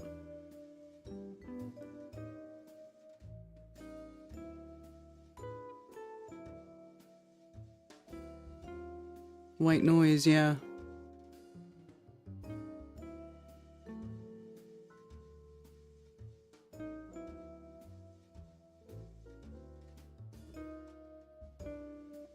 Just stay inside and wear a mask. Avoid contacts with people. It's all normal. I know.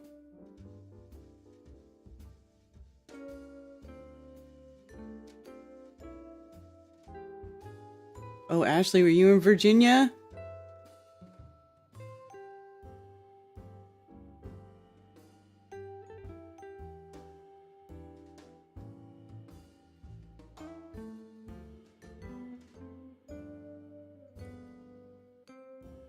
I live about 7 hours from Ohio. Last night where I live, there was ashes falling from the sky all over my county. My car was covered last night. Oh.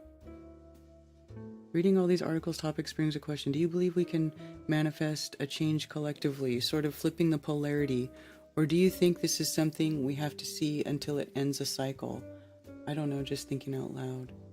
Well, I think we kind of are manifesting a change collectively. Right now, actively, don't you think? That's what we're trying to do. I mean, we are. And other people, you know, this is where, like, you know, other people are trying to manifest things that are not so good. But, I think there's, I want to say that there's room on the plane for everybody to do both, which sounds really weird, but, because I don't condone any of that evil shit that's going on, but I think that we are manifesting a change and that we can do it, and it's not going to happen all at once.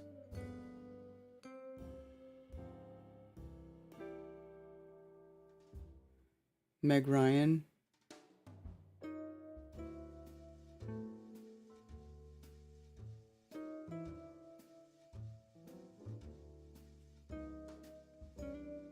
Maryland, there's a local meteorologist in my area that's testing it, huh? Oh, nice. Well, that will be interesting to see what they come up with. And wash your hands often.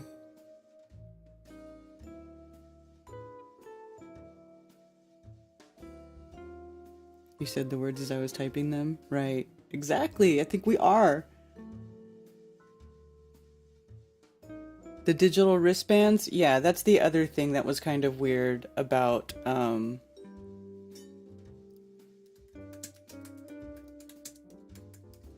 East Palestine, My ID, okay? So, East Palestine launched My ID emergency service to surveil locals' biometrics data just 1 week before train derailment.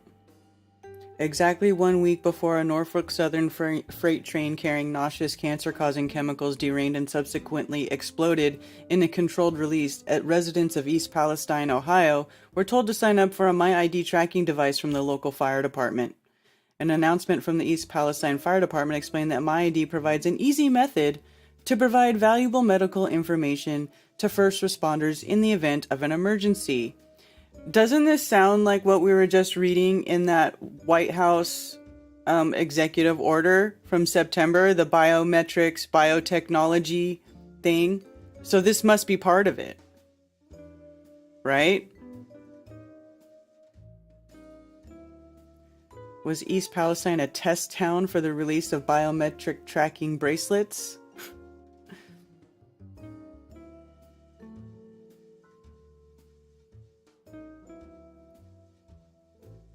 Uncensored and independent media news. Okay, that's why I was like, why is this saying this? What am I reading it from? That doesn't seem like a mainstream media thing to be saying.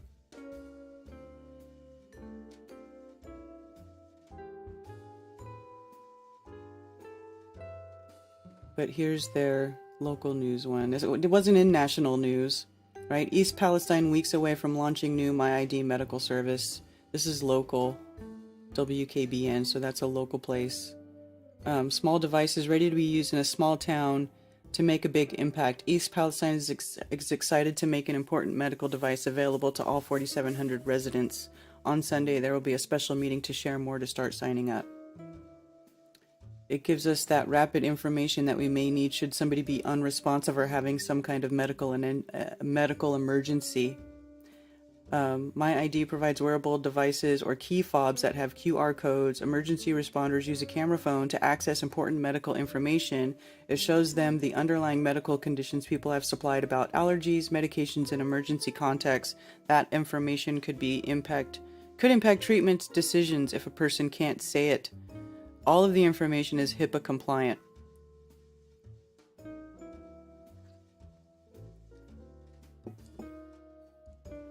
We're not doing this to gain anybody's information, to try and steal anybody's information. We're doing this to help the public in medical emergencies. Is this the right HIPAA? Is it HIPPA or HPAA? HIPAA.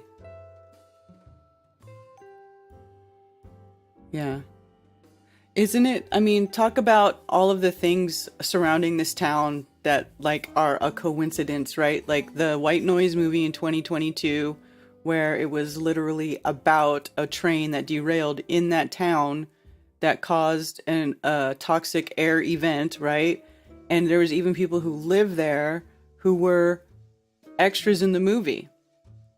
So then, fast forward to now, right? February 3rd, or whenever it was it happened, where the train derails and they dump toxic chemicals on the ground, set them on fire, and, you know, they don't really seem to be having any sort of like response to it. Like for what happened there, it really seems like they just didn't give a crap.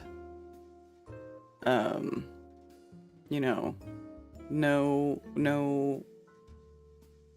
Red Cross, no FEMA, no aid. And it's so crazy too, because I was reading like what they were telling people to do.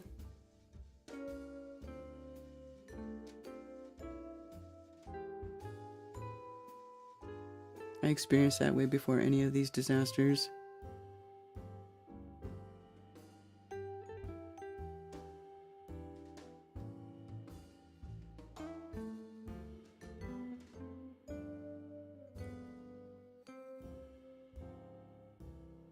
Are those demons on the ether?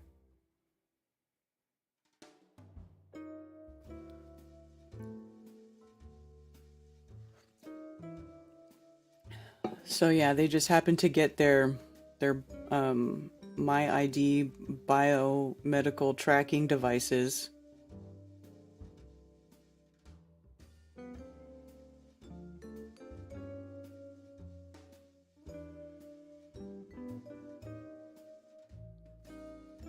So yeah, there's that. And then that, like, we would just watch the video of that guy who's independently going there to test the waters and stuff to see what's going around, see what's made its way in there. I wonder if the White Noise movie was for manifesting purposes. It could be. I mean, they do. I think they do stuff like that, right? Because they are always doing that predictive programming stuff in the movies, right? And TV shows. And absolutely, if our thoughts can create a reality, and I don't know if any of you follow any of the stuff that like Dan Winter does or talks about, where he talks about manifestation and like love, you know, he talks about love creates, but emotion, you know, if you think and feel something with emotion and project that out into the ether, it is more likely to come true. Like I've noticed that with even personally with things in my life where I've had like with real emotion and not even realizing what I was doing at the time, I spoke something out that had to happen, you know, and then something happened relatively quickly to resolve whatever issue I was having, but I only realized it after the fact and looking back at the course of events that it was, you know, because I had, you know, at those particular moments when things that manifested, it was a very intense emotional feeling attached to that thought, or you know what I'm saying? If I don't know if that makes sense, you know, you like, or if you've ever watched, and I know I'm not like trying to say I don't agree with everything the man says, but you know, and it even says this stuff in the scriptures, like about manifesting, I mean, it tells, it'll even be like parts where it's like someone's being told to, do something, or they have names, and these characters in the scriptures, they have names, and whatever the meaning of the name is ends up being their purpose in life, right? Or related to their purpose in life, or related to something they end up doing that's important or integral in their life. So, saying something with great emotion can make things manifest faster. Like, who was I going to mention? Greg Braden, where he talks about like when he was, I think he was doing talk where it was more about like healing, like Reiki, or like healing through energy or whatever. It's like if you're trying to do something like that, you have to think and feel as if it has happened already. Like you have to be in that moment. Like you have to say, realize what it is to have already happened, if that makes sense. It's really kind of a trippy thing to think about if you're not used to it. So it's like speaking in positives, so it's like, or affirmations, like you'll say, I am, living in abundance. I am at peace. I am, connected to creation. So those would be positive affirmations, instead of saying, I want to be connected, or I wish I was connected, or I'm not connected enough. You think and feel as if you speak in positives, as if it is already, and then of course, the more in line with creation and the universe that is, the faster it will happen.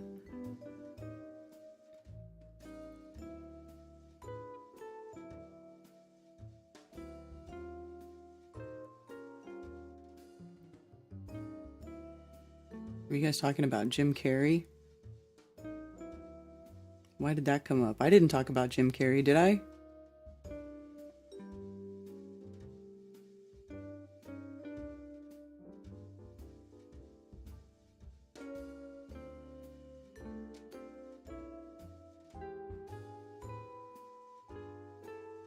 I'm ready to build a cabin deep in the woods. For real. Movies or voodoo dolls. Well, I think they hijack our power of manifestation. This is why I think they broadcast their spells on the black box in everybody's living room. This is why turning off the TV is like number one. Number one, stop consuming mainstream media and all that programming, broadcasting, spell casting bullshit, because literally what they're doing is they're hijacking our power of manifestation, our co-creation abilities that are given to us by the creator in this realm, energy, thoughts, all that stuff, put to something, make things happen. And they know this, okay? They know this. And so they seed our minds with all of this stuff to make it happen, right? I mean, we don't think about any of this evil, crappy shit on our own. It's like all this, it's like racism, all this stuff that's coming out with critical race theory. And like now you're seeing more and more videos of like groups of black people beating the crap out of one white person. Or, why are they putting that out into consciousness, right? Because they're trying to manifest some sort of division. They're trying to manifest this hatred. They're seeding it. They have to seed it, because this is not natural human nature. People all over will sort of make excuses, and they'll be like, oh, well, it's human nature to do this, and it's human nature to... No, it is not. It is not. People have to be pushed in that direction. And and one thing that sucks is that, well, for one thing, humans are highly programmable. Highly programmable. It's kind of crazy when you think about all the stuff that goes on in this realm. How are we supposed to make our way?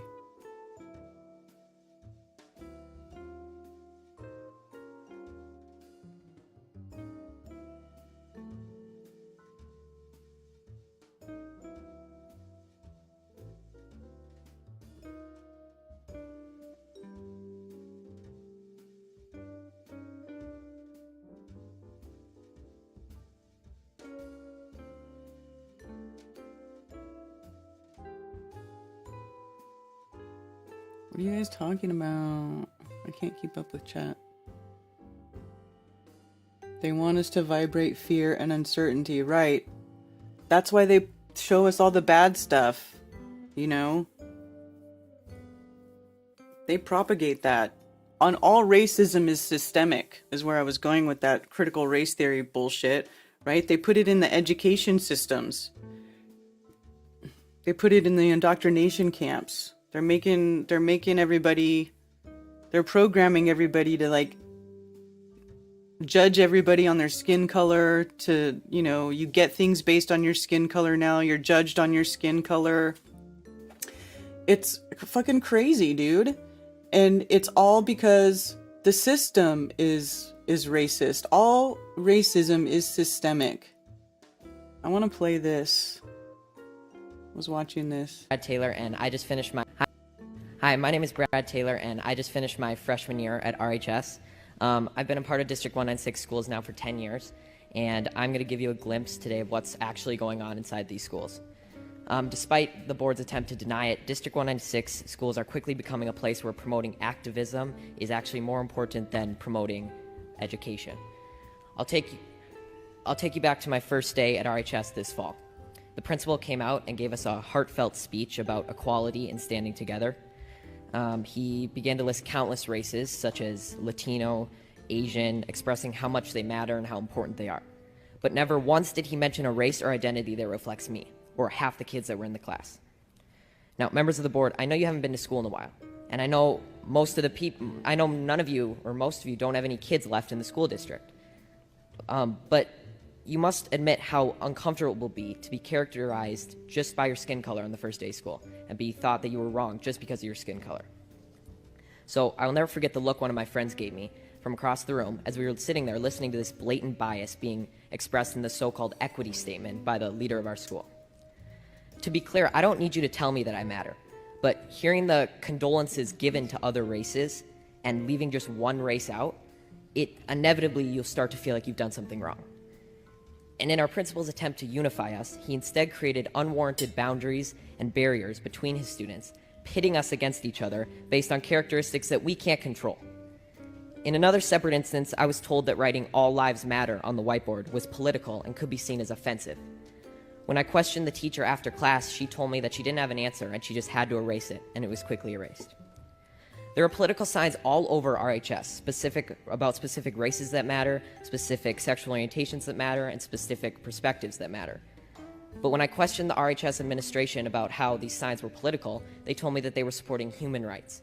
So when I questioned why the equity statement couldn't represent all students, they told me that to even ask that question was outlandish and offensive. And when I asked why that was, they told me, quote, "Whites have a pretty good situation right now," unquote. So is that not racism? Disregarding my question merely because of the color of my skin? To be honest, after enduring a year of the people in charge telling me that I'm a racist and I'm privileged and pointing out our irreversible differences, I've never noticed race more. And it's becoming the first thing I notice when I meet someone, which has never before been the case. RHS administration confidently told me that RHS students and staff are happy with their equity statement. But from my experience in talking with other students, this is not the case. I know many kids who disagree with their teachers, but they're too scared to stand up because they're worried that their grades will be docked and their learning experience will be affected. My honors government teacher, I'm not going to say his name, but he's mentioned that Democrats care more about all people while Republicans only care about themselves. And he's also inferred to us that socialism is better than democracy. He even had a statue of a socialist leader in his classroom. I've been told by a lot of kids that they just stay silent and adjust their schoolwork to reflect an acceptable opinion to secure a good grade. I've been approached by multiple teachers who have told me in private that they just want to say that they agree with me and they support me standing up, but they can't say it in front of the class for fear of being disciplined by the administration in some way or losing their jobs. There is clearly only one way to think in this district, and that is that they are teaching their kids to shut up if they don't agree. Now, members of the board, I want you to take a good look at yourselves in the mirror tonight and ask, are you really standing up for the equality of all people, or are you just pushing a damaging political ideology on our students? A fellow coworker at my job, who by the way is of color, discreetly told me that the schools seem to be pushing a very leftist agenda in class. This proved that not everyone is happy with your school, and not everyone who isn't happy is white. Now, due to all these instances I've mentioned and many more that I can't fit in this 5-minute speech, I have decided to leave this district and continue school on a private Christian school online.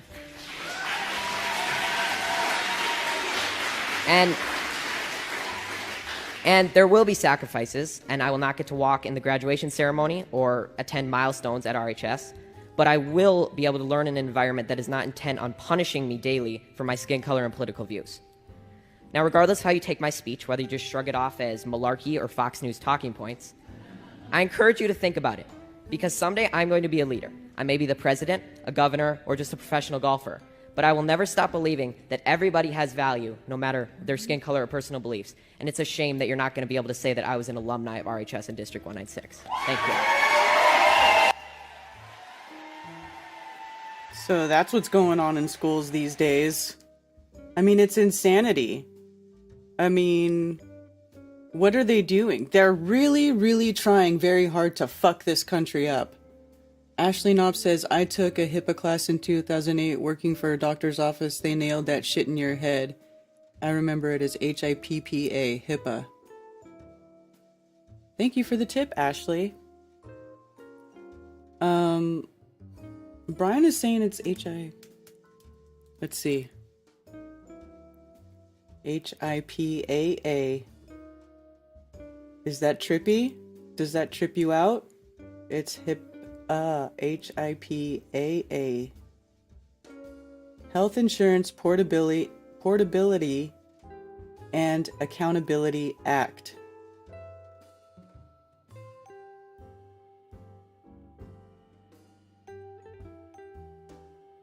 What is HIPAA? Health Insurance Portability and Accountability Act, which is an attempt at incremental healthcare reform. Blah, blah, blah. Does that trip you out?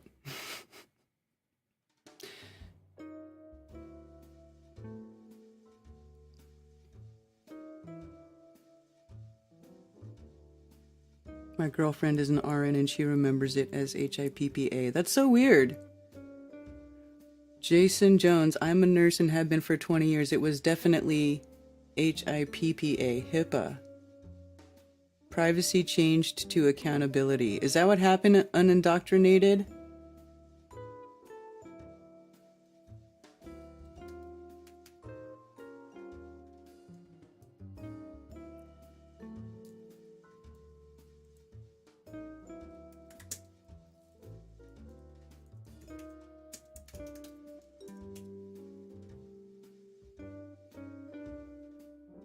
Did HIPAA change? HPAA turns 10, analyzing the past, present, and future.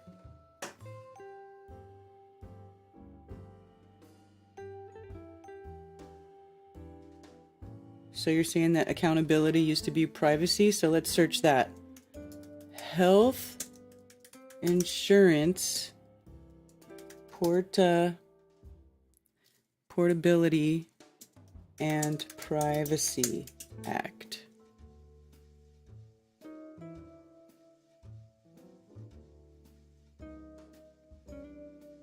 Well, that's not coming up.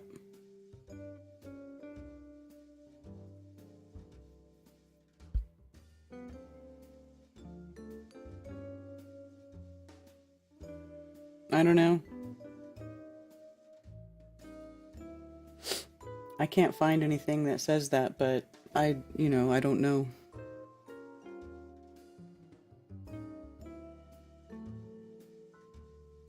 Everyone lost their health privacy.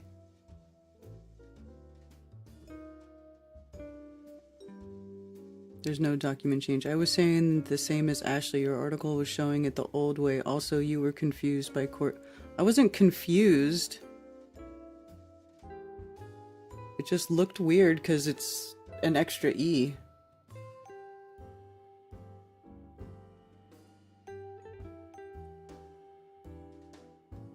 And I don't spell that. I don't spell Courtney that way.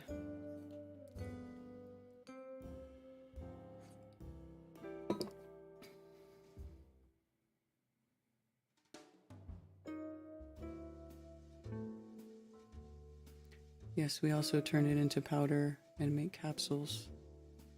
For what? Mushrooms?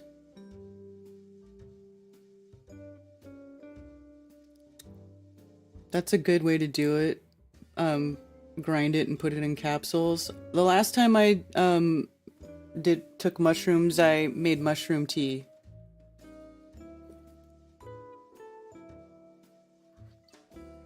And I actually thought that was a good way. I liked doing it that way. It seemed to hit faster.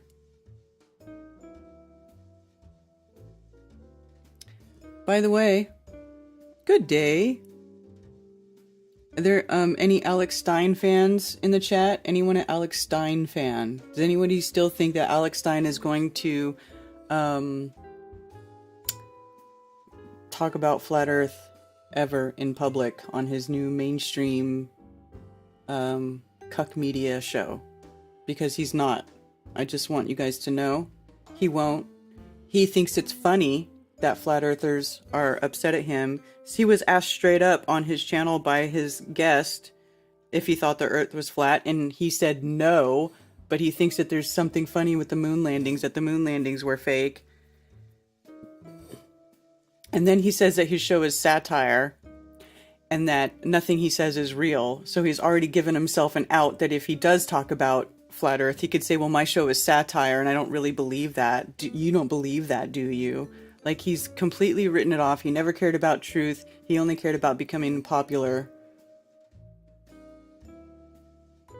This Friday morning show was a good idea. Oh, well, good. I'm glad you guys are enjoying it. The guy's a troll. Yeah.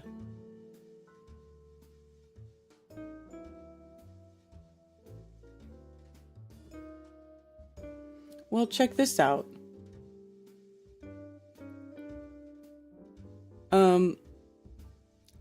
You've been relentlessly defending you for a long time. Not sure why you took that route. The Gavin interview, he says no, right? He says because that's not the correct representation of Earth. You could have said that you don't think it's a spinning globe in an infinite space vacuum because it's scientifically impossible or something like that, which doesn't require you saying it's flat. And then he says, this is Alex in gray, anybody that bows or knows that they are talking about realize that flat Earth, society, and then he puts society knowing, you know, that we don't agree with society. Like, he's saying that purposefully putting that society word in there, you know, and anybody who is a flat earther would know why he's putting that bullshit word in there when he knows better not to. Is a psyop, and people sound dumb when they say flat earth. I think it's really cute that flat earthers are mad at me for not being flat earthy enough. My whole identity is not based on flat earth. So, yeah.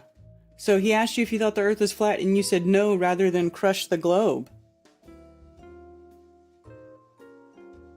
You know? He's a turncoat. And he thinks it's cute that you're upset.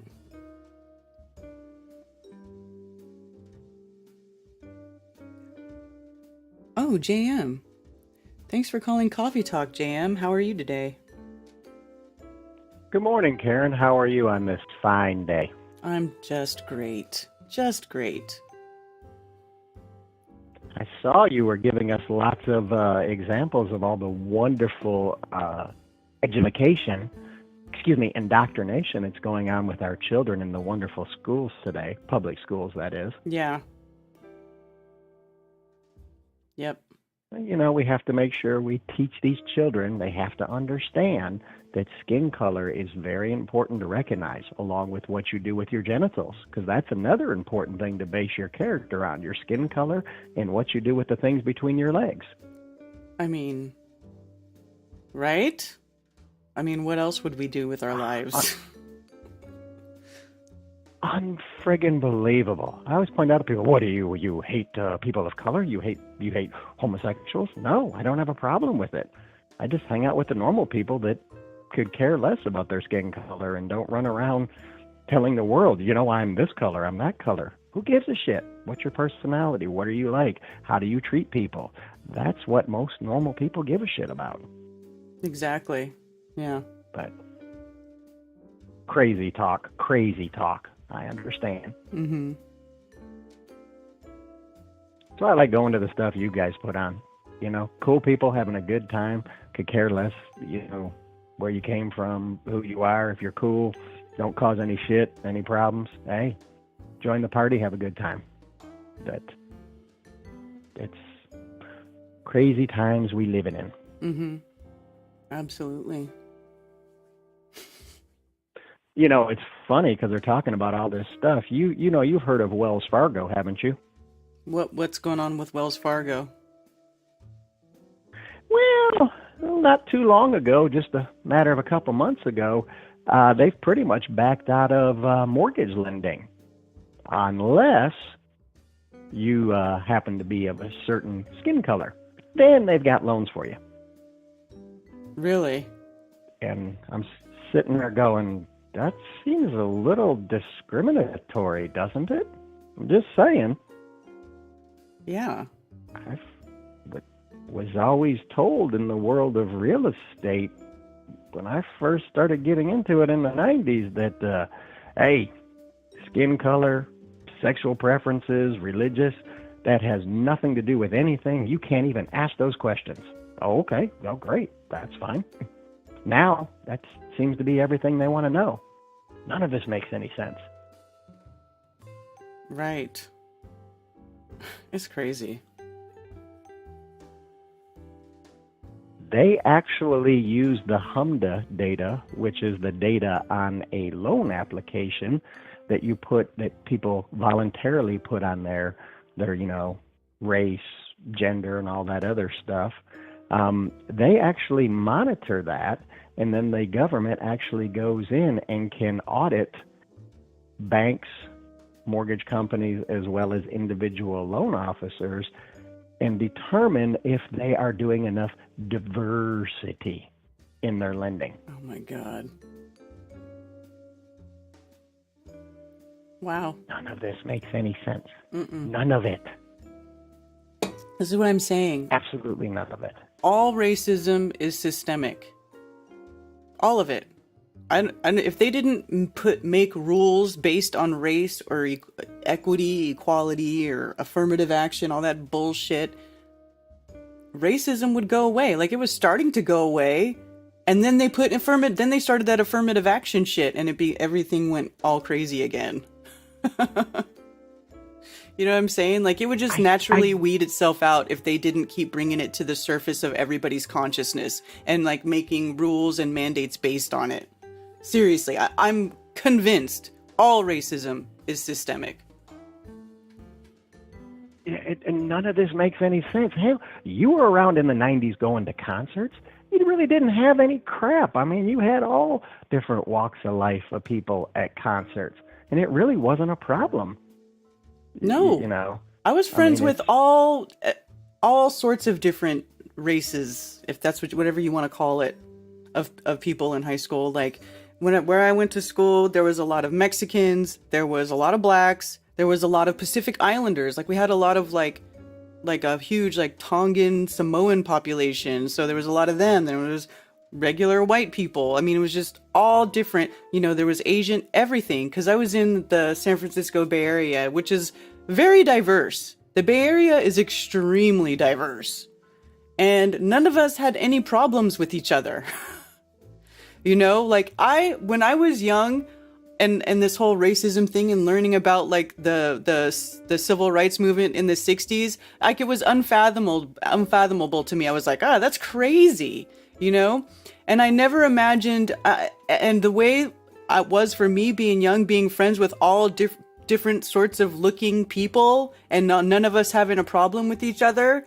I just never thought that when I became an adult that racism would even still be a fucking thing. Like, I really didn't believe that it would still be a thing.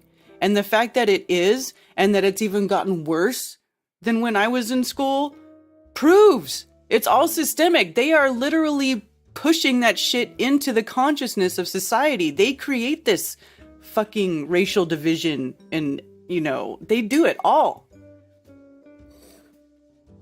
It's insane. I mean, heck, go back in the 80s and 90s. How many kids, white kids, had posters of Mike Tyson, Michael Jordan on their friggin' walls? Yeah. You know, I had black boyfriends in high this makes school. any I had black boyfriends in high school. I mean, I wasn't doing anything, like I wasn't having sex or anything, but I mean, you know, we weren't concerned with that. You know, it just wasn't, we didn't concern with that. It was more about like, are you a good person or not? Exactly. You know, if shit gets stupid, I got your back, you got my back, all right, we're cool. You know, it's just, none of this makes any friggin' sense. And the problem is, there's not enough people standing up going, we're done with this crap. We're done with it. We're not going to tolerate it. We're not going to listen to the insanity. And people keep allowing these quote-unquote elected people to run the shows. And that's the problem, is people are following with this friggin' nonsense. And I hate to say it, I know a lot of people go, oh, all the media is fake, all the media is fake. It sure looks to me like there's a massive war going on, and America's under attack. Hell, the entire system is being dismantled and destroyed with insanity going on. And it's like, hello, we've got food supply problems. We've got all these magical, as Mark Sargent likes to say, ninjas going around causing all kinds of trouble, you know, in America along with other countries. Mm-hmm. I mean, it's pretty friggin' obvious. It's like, hello, they're hitting the supply lines. They're hitting the distribution. They friggin', I was talking with somebody last night, and I'm like, our strategic oil reserves are at the lowest they've been in 50 years. He's like, it's no big deal. It's no big deal. They're refilling them right now. I'm like, are you a fucking moron? They probably are depleting that on purpose. What the hell is going on? They were probably depleting that on purpose so they can push the electric vehicle bullshit. Yes. Yes. And people don't realize that the fucking electric vehicle batteries are made by child slave labor in toxic friggin' environments. Why the F the government is promoting these electric vehicles is insanity. As they scream, we've got to protect the environment. And I look at it and go, you are the same dumb son of a bitches that are friggin' have no problem with just burning down the rainforest so you can grow shit that shouldn't be growing there. None of this makes any sense. None of it. That's what I'm saying, dude. I saw it's so something fascinating. Stupid.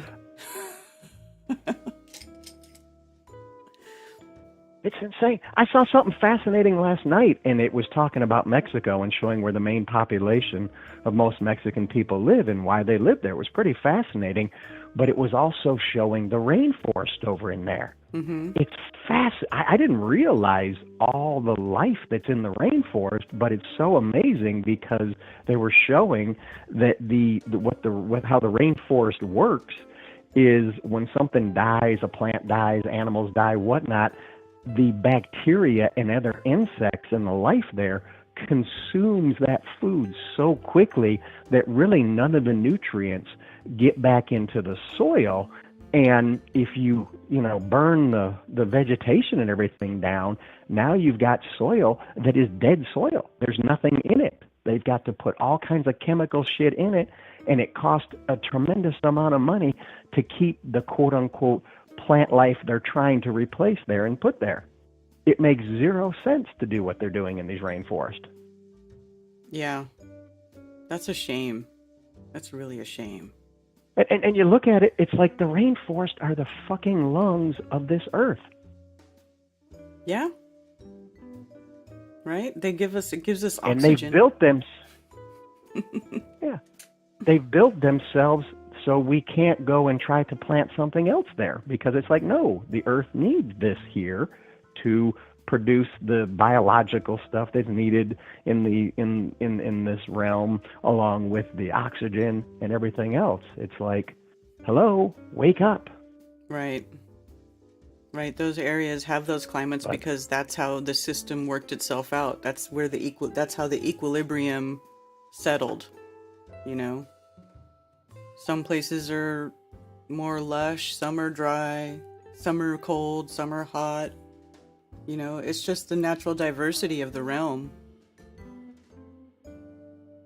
Well, it was fascinating because then they showed about the volcanoes. And they're like, well, volcanoes, everybody goes, oh, the big lava, bad, bad, bad. But the amount of life for the soil and the earth that comes out of it with all the minerals and nutrients, it fills the land with such nutrients. I mean, it's fascinating how this realm works. And it's like, wait a minute, it's kind of all set up. If we just do our stuff correctly, we could live in this realm just fine and not have to worry about fucking food and air problems and all this other bullshit. No, it's true. It's true. It's like the system naturally recycles itself. Even like the whole thing with like, have you heard about that bacteria that supposedly digests like plastics and like all these volatile type things? Like there's a bacteria that will break it down and turn it into petroleum. Yeah, they've been using that. Yeah, they've been using that because there's talks I've heard about that where these companies want to use it to help with spills and other stuff that happens to clean up the messes, basically. Yeah. Yeah, they definitely know more about how this place works than what they let us on to know. And they make us separate out these stupid plastics, and the recyclables, and then that shit doesn't even get recycled.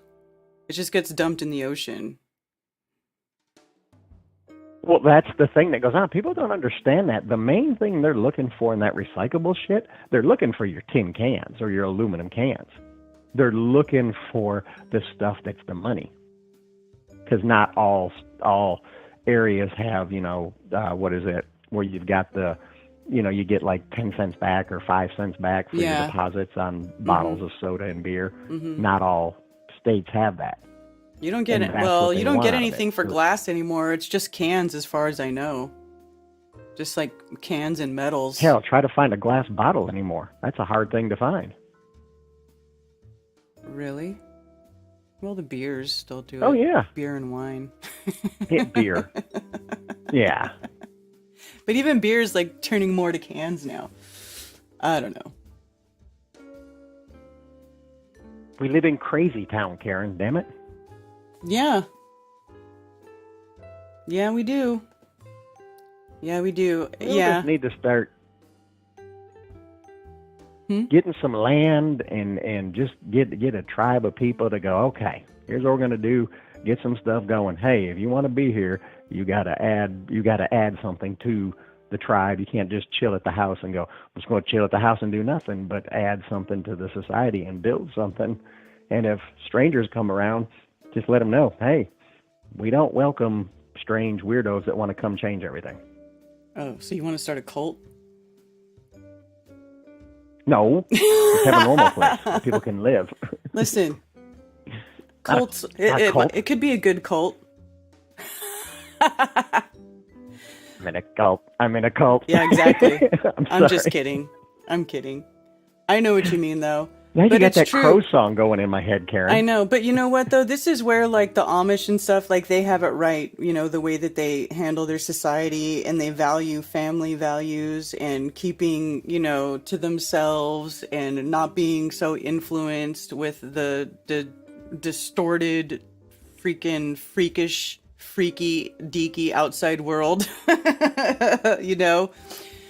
And I guess they can be considered a cult, but they're, and sometimes people forming their own groups and, a support system, this can be a good thing. Like it's like some people, go, well, I don't like these cliques that form or these other groups. Well, why? Why is that bad? We all don't agree with stuff. So these people have found a group of people that they vibe with, and these other people found another group of people that they vibe with, and these two groups don't vibe together. That's okay. It's okay. You know what I'm saying? Like, it's okay for you to find people to find a group of people and live life and enjoy life that's in a fulfilling way for you. If it's not, as long as you're not hurting anybody, this is why I love the idea of anarchy, do no harm, cause no loss, because that's what it comes down to, Everybody can live their life in the way that they find fulfilling without harming other people, and that's basically what it comes down to. It's pretty easy to do, too, actually.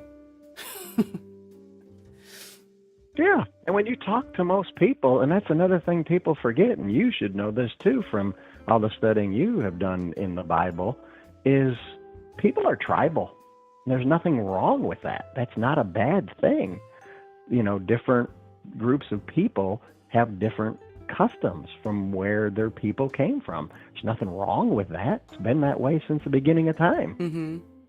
Well, people not like losing their culture and their language. This is why people are. This is why these, you know, the people are losing their identity. It's why they're being able to be, you know, controlled and swayed and pushed into these other ways that are dysfunctional. I'll just say they're not in line with creation or nature or, you know, how things are supposed to work in this world. Everything is being inverted.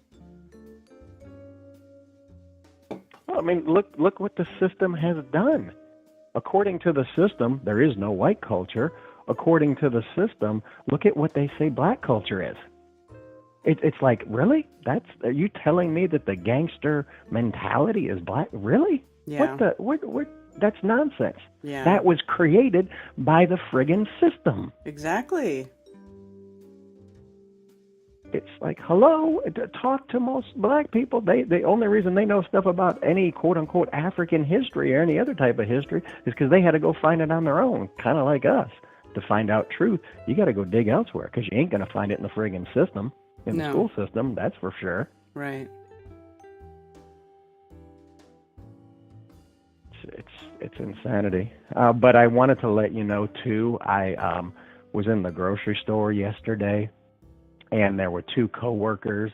They were talking about leap year amongst themselves, and they were having a conversation about the calendar and whatnot. And I couldn't help but, you know, say something. And we were talking, and I told them, I said, well, let me ask you this question. And they're like, okay.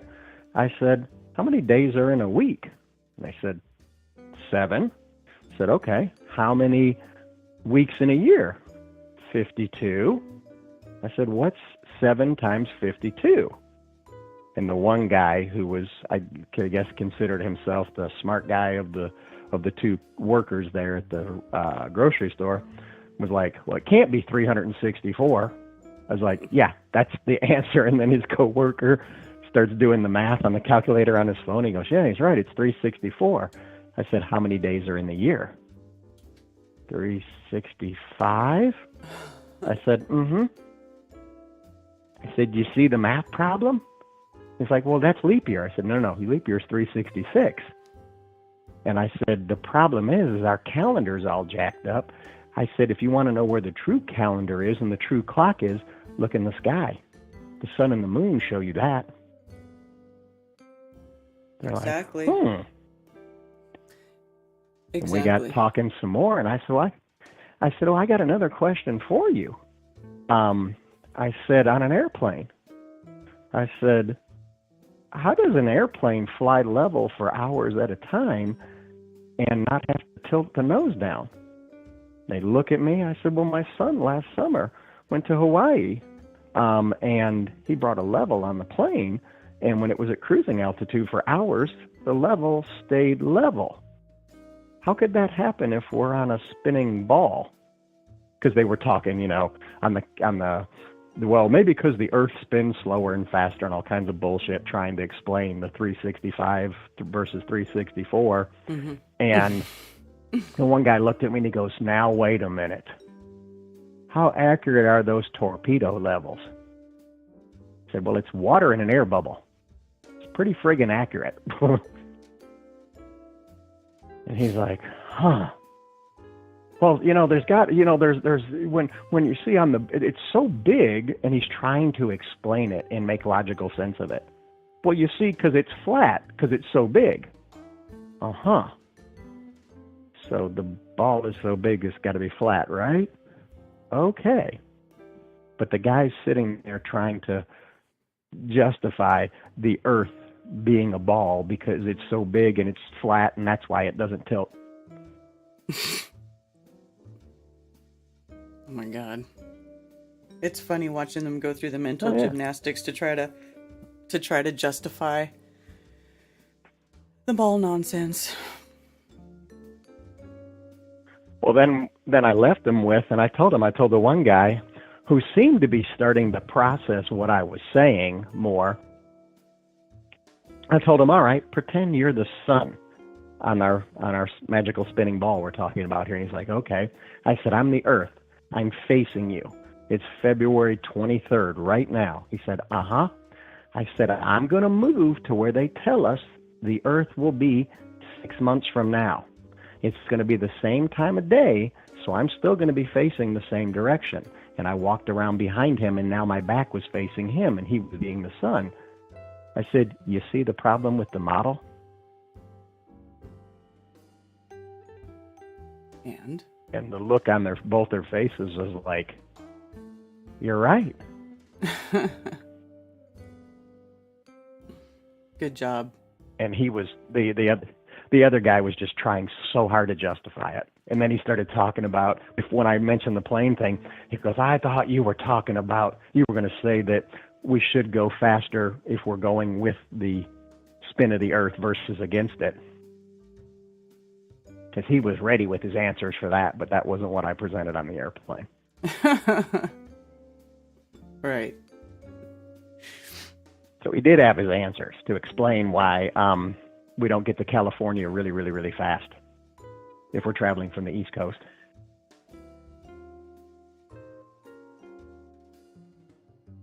Why? Did he tell you why or no? Well, he didn't get. No, we didn't get into it because I didn't want to play the arguing back and forth. I was dropping enough on them to get them to actually start thinking, and it was funny because when I said thank you, it was nice chatting with you, and was walking away, the one guy, the one that I guess figured he was the smarter one, was trying to justify it. Well, you got to understand that. See, the Earth changes the speed it spins, and he's just going through this mental fucking gymnastics. That's hilarious. Oh yeah. It's amazing how easy it is when you actually really use science to do the formulas and start looking at stuff and go, none of this stuff you guys are saying makes fucking sense. None of it. Right. Maybe if we all just went and got McDonald's, Karen, and took our shots and wore our masks like good people, we could understand the system. Maybe that's our problem. Yeah. Maybe we just need to watch more news and trust the science. Exactly. You're hanging out there in North Carolina. You got that Ted feller. I mean, look at the man. He doesn't have a beer gut. Probably got a 6-pack or some shit like that. I know Mark Sargent has a real crush on him. So I mean, I just it's pretty funny. I heard he was taking a rendezvous over there to see Mark. Are you concerned about that? Oh no, I'm not concerned. Oh. Yeah, he is. He's going to stop in Washington on his way to Hawaii to do a memorial thing with his siblings for his dad who passed last year.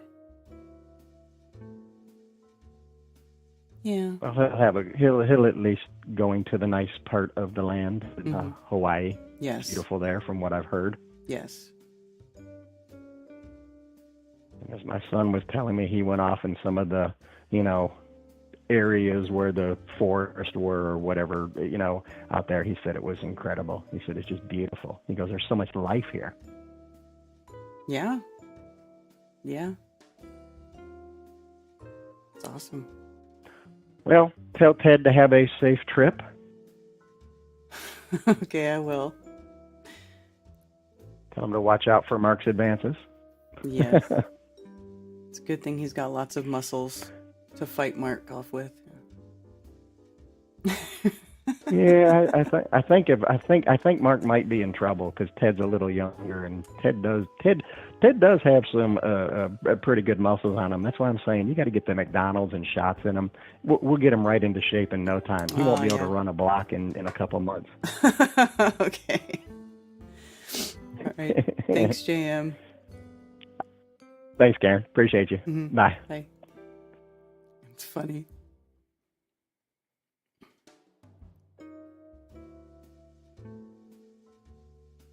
Cheers. Thank you for the super chat, Mark W. Appreciate that. And also, thank you for the tip from Shay on Rockfin. Appreciate you guys. Thank you for being here. Phones are open. 848-222-2480 if anybody else wants to call and talk, has anything to talk about. Mark is not ready for a relationship. He has shadow work to do. You know, I don't know. I actually don't know. I haven't tried to dissect Mark psychologically. I love Mark though. Mark is a really good friend of mine. He is awesome. I will defend Mark to the end. Anytime I see somebody calling Mark a shill on Facebook, I block them. If anybody on my friends list wants to come on my page and start talking shit about Mark, they are blocked immediately because Mark doesn't deserve that. You may not agree with everything that Mark says, but Mark is a good dude. And Mark never talks shit about anybody, and people always talk shit about him, and he never fires back. He's really like, and it blows my mind how people they just have no problem just shitting all over him. And he's been here for years and years, being very consistent. You know, he does tons of interviews. He's done tons to wake people up and bring people to Flat Earth. Whether or not you agree with some of the stuff he says or not, I certainly don't, okay? I don't admit, but I say all the time I don't agree with everything Mark says because I don't. Like, the whole simulation thing, I don't even like using the word simulation to describe the realm because I don't think it's a simulation. You know, I mean, we have different views, but, you know, that's fine. He's not a bad guy. He's not a shill. He's not an agent. He's a nice guy.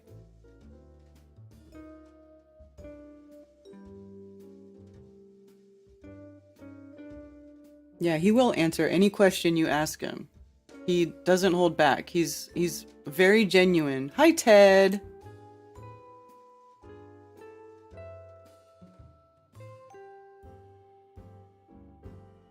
Thank you for calling Coffee Talk. You're on with Karen B. Hey, how's it going? Yeah, I was just calling, have some Flat Earth, I guess, related talk. Okay, cool. There's a streamer, I was just hanging out on Twitch, like, the other night, and there's a streamer, his name's, like, Action Man, but he streams, like, probably about, like, somewhere around, like, 1,700 people at a time. But, he normally does video games and stuff, but I guess this particular night he wanted to look at, like, Flat Earth, related stuff. So he starts, like, looking up YouTube videos, and as we all know, you can't really find anything good. So long story short, one thing kind of, like, led to another, and I ended up, like, joining his, like, Discord call and hopping on stream, and basically just laying out kind of the whole, I guess, like, what kind of Flat Earth could, like, look like to his, like, whole audience, and the conversation went on for, like, maybe, like, an hour long. Cool. And that's it's awesome. super out of my comfort zone. I don't really do streams or anything like that, but I've had to talk, like, a lot in person, which helped a bunch, but it seemed like he was, like, pretty receptive to it. Like, nobody really flips in a day, but I think I definitely, hopefully, planted lots of seeds. Yeah, well, it sounds like you did. If you're able to have a good conversation about it for an hour, definitely. That's cool. Yeah, it was intense. He brought in, like, two of his friends that were kind of, like, toxic a little bit, and they tried to sort of get under my skin, but they were basically just pulling at straws and couldn't even really, like, make a good point. So it was good. Out of my comfort zone, but fun. Well, it sounds like you did a good job. I hope so. I recorded the whole thing, but I'm scared to, like, watch it back because I really don't like hearing myself. But yeah, I understand that. For a long time, I wouldn't watch myself back, but now sometimes I do. So I can make sure I understand what was being said, because after the stream, I won't remember it right. So I'll go back and watch it. But yeah, cool. Sounds like you did a good job. Good job. Right on. So yeah, I just wanted to hopefully inspire some other people that, like, you know, if opportunity presents itself, then just don't be afraid to have the conversation. And, you know. Yes, exactly. I love it. But anyways, hope everyone has a good weekend. And yeah, thank you for having me on. All right. Thanks for calling. That's cool. Calling into places that have open phones and starting a conversation. And it's really cool if you can find a place that's open to those conversations, because a lot of times people aren't. Let's just be honest. They'll shut you down right away. I remember when I first found out about Flat Earth and I was like, oh my God, we're being lied to on a massive scale. Everybody needs to know. And then I started talking about it to people close to me and they were like, yeah, you've lost your fucking mind. So it's cool when you can find someone who's open to have that conversation. Thanks for calling Coffee Talk. You're on with Karen B.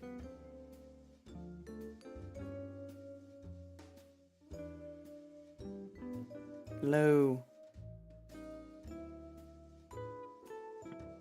Carl.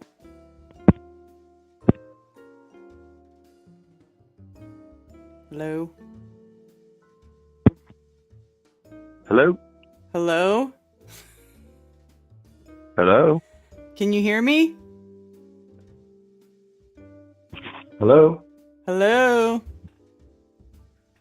Hello? Hello? Can you hear me?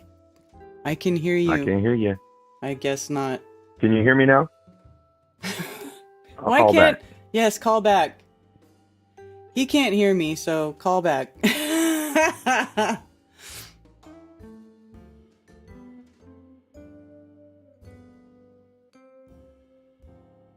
His show is on late. Why? Kremlin time.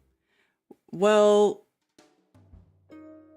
you can't be offended, Karen, when in a communist society that it's turning into anyone in a position of anti-establishment would not just last long, especially on official platforms. It's true. It's true. I get it. We get shut down all the time. Oh, he is a shill, but his genius comes from making everyone believe he is with a 3-letter agency in Virginia when in fact he is broadcasting from the Kremlin. It's so obvious. Okay. Wouldn't a simulation be a lot less scary than they are lying to us? No. I don't know. I mean, I don't know. I don't find any comfort in being in a simulation, because what if there's a glitch, or it crashes, or it gets corrupted? Maybe we're in... I mean, I don't even want to go there. I just don't. I mean, meh. There's just so many things wrong with that.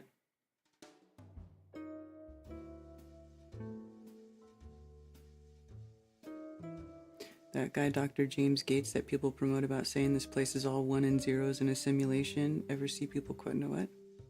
No.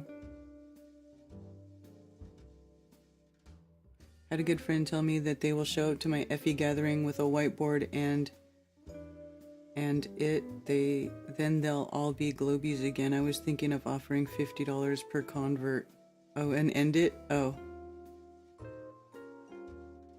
It removes the beauty of the creation that is really there. Reality is outside. With simulation, people keep their headsets on. Exactly! Nature. Creation. Organic. Sunshine. I just think people like to call it a simulation because whenever we, imitate nature or the realm, we do it with computers, right? We create computer simulations, and so I think that's why, people think that call it a simulation, because that's how we understand it. That's how our minds understand creating stuff, right? Especially things we can't understand, seen and unseen. I think it's just simulations aren't real, so why bring it up as a possibility, right? A simulation of what, too, right? A simulation of what? Because a simulation is either a copy of something or it's something that exists inside of a computer. That's what...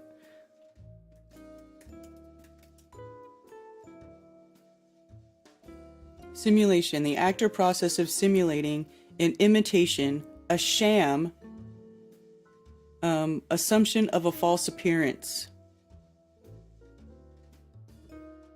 A simulation is the imitation of the operation of a real-world process or system over time. So, a simulation is the imitation of a real-world process. See, I don't think we're living in a copy or an imitation of the real world. I think we do live in the real world. And I think that, we've been lied to so much about it, and we have such a poor understanding about how it really works because of all the lies, that once you start seeing the inconsistencies with what we're being told and how this place really works, you start to only be able to reconcile it as some sort of simulation or computer copy, because that's how our minds work. That's how we've been trained to work. That's how we think, right? Everything is always a simulation. We create a simulation of this. We created a simulation of that. So it's like people start to think that they are the simulation because we're the ones who make simulations, but we don't live in a simulation.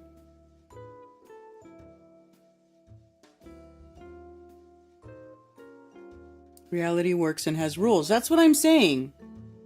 Reality works and has rules.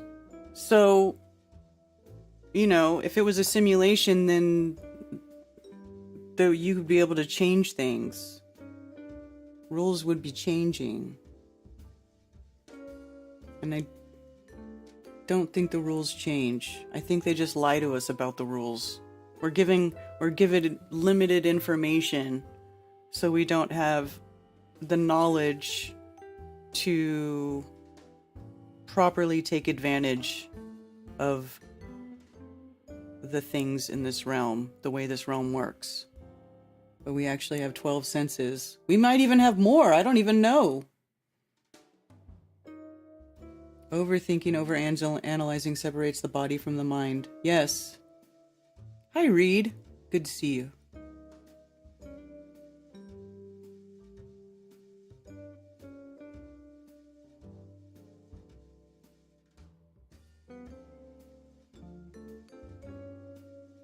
If y'all aren't Sims, then you will have a lot of explaining to do when Mother lets me off the leash. I don't understand what that means.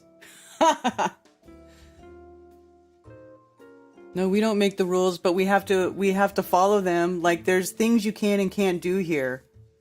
We have to figure out the real rules. Okay, I see you on the line, Carl, but I'll be right back. I need to go take a quick break.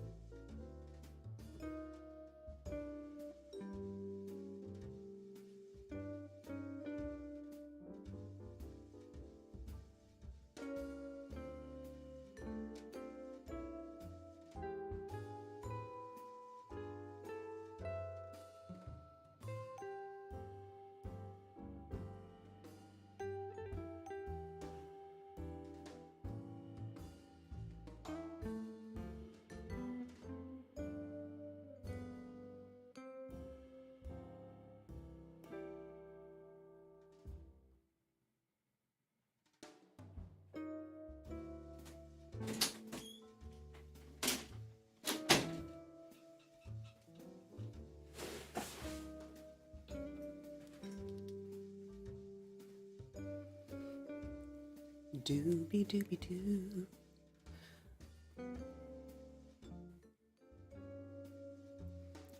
All right, let's try again, Carl. Carl, are you there? Can you hear me? Yes, I can hear you. Can you hear me, Karen? Yes. Awesome. How are you doing today? Good, how are you? I'm doing fantastic. It's interesting what's going on today in this world we live in. Yeah. That's for sure. The reason I called in, I sent you that picture the other day of Jupiter and beside the moon. Mm-hmm. Well, I think they said Jupiter's what, 300 and, well, its furthest point's 400 million miles away or something like that, right? Yeah, I guess. Should I look it up? Yeah. Yeah, look it up real quick. Okay.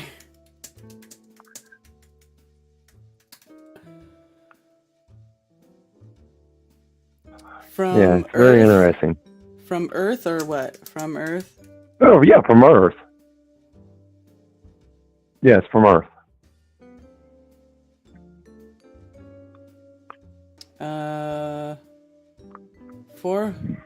Distance from the sun, 460 million kilometers. Wait, why is it in kilometers? How far is Jupiter away from Earth? Let's see here. I'm watching it on the big screen.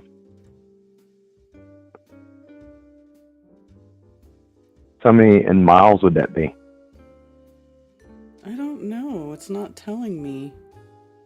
Why is this so hard to so find? It's like... Why? Yeah, it should say in miles or how far is Jupiter from kilometers. Earth? Oh, here we go. 444 million miles away from Earth. Okay, exactly. Okay, so can you pull up my picture that I sent you? And I'd like to discuss that.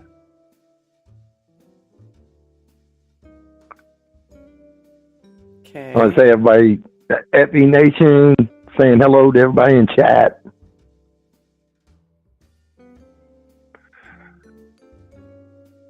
Okay. What about it? Well, okay. If you, I don't see it yet pulled up. I guess there's a delay or something going on. Well, if you look at the moon, okay, now where it was, I mean, the moon was glowing hard, okay, and Jupiter's like, now I wasn't even zoomed in like halfway with my P900, okay. Okay. Now, if the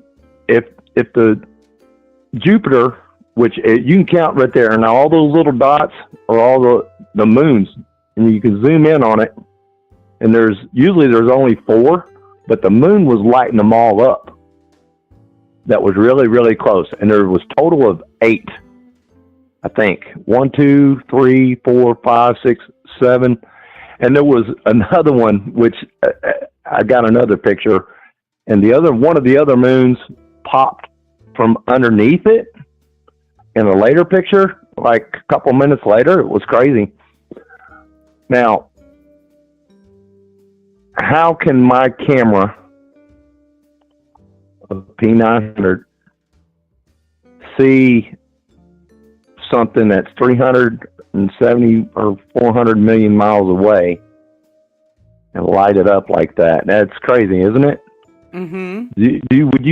Would you say that Jupiter right there is 400 million miles away? No. I'm just asking. Well, I don't think anything's that far away, but you know. I know it's not. It's not. But they said that. Now listen. Now when they said that the conjunction was supposed to be like on March 1st or something like that, but I think it was on the 22nd because it was right next to the moon. It was crazy. I'm just saying. I mean, it was so close to it. And 22. when I don't know, it's just hard to explain. But yeah, it's pretty trippy, huh? Yeah. I'm going to see if I can pull up, see, 1924, so it's 7:30.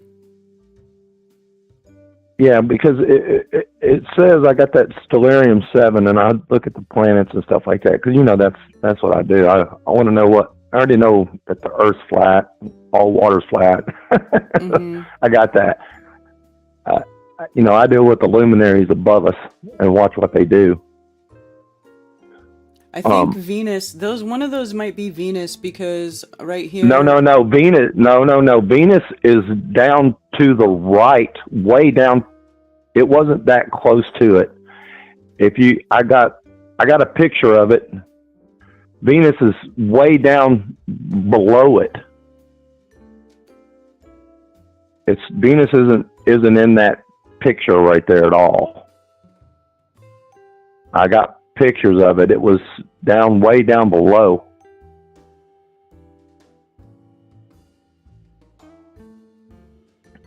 So that was just the moons of Jupiter. Everything that's in that picture, besides the moon and Jupiter, and then it's moons but even around. Way and then, out here, like I said, I don't know about this one way out here though.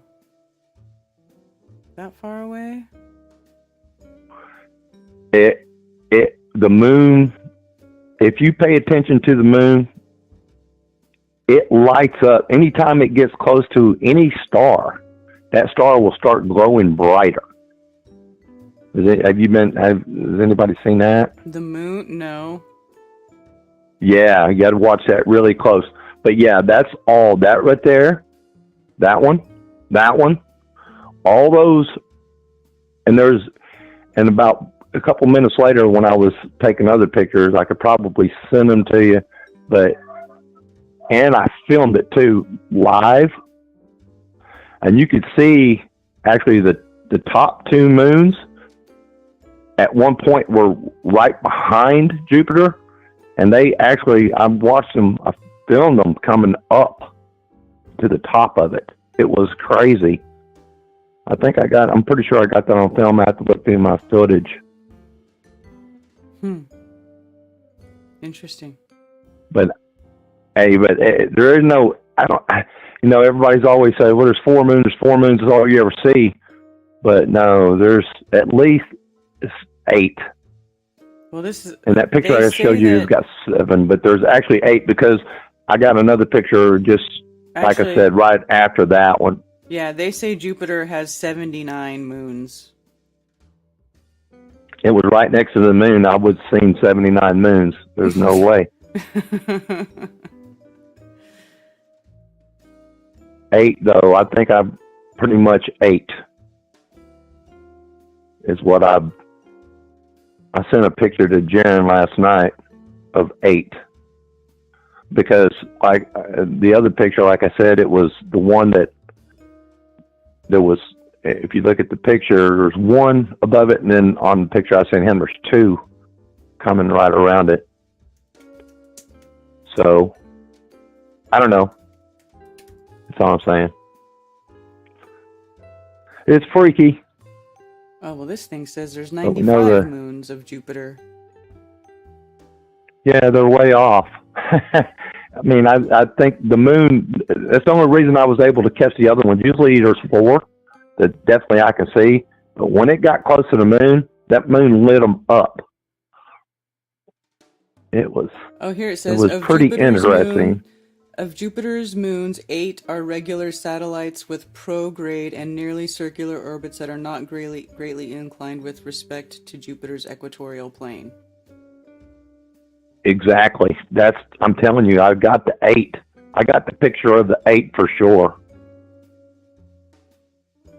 Well, but this one's way over here. It's not in the same plane as the other 4. So they're saying that there's 8 that follow the same equatorial plane with not much deviance from that. So Right. I don't know. I think they're wrong. I mean, I don't know. I don't know. I'm just wondering. But it's cool though. I mean, it is a good shot. I'm not saying anything about that. It's cool. And yes, you can see the moons at least. Looks like two of them are right next to each other. Yeah, if you zoom in on the picture, can you zoom in on it and right at Jupiter? Yeah. And you can see the little light underneath Jupiter. It's distinctive. I'm pretty sure it's like you can see the main, and then you can see that little off grade at the bottom of it there. See that little light underneath it? That little dot? Yeah, not the big one now. Underneath it, there was another one that came. That was, I don't know if it was. I think it was coming from underneath. It was freaky. I got it on film. I'm pretty sure. But yeah, none of those right there. None of those pictures are Venus. That's all Jupiter. Like I said, I don't really see that when it got close to the moon is when it showed its full, self there. So Yeah, I'm just saying. Pretty bright. Well, cool.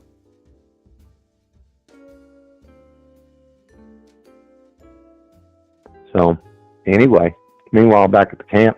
Yeah. I just wanted to call in and talk about it for a second. Yeah, right on. Say hi to everybody. I rarely call in, never call in. I think it's the first time I ever called your show. I listen to it all the time, though. Yeah, cool. Right on. And I'll be going down to... going into any of the on meetups? On the 12th of March, I'll be coming down to that. Oh, cool. Meetup. All right. Yeah, I'll be down there hanging out with Dr. Law. Awesome.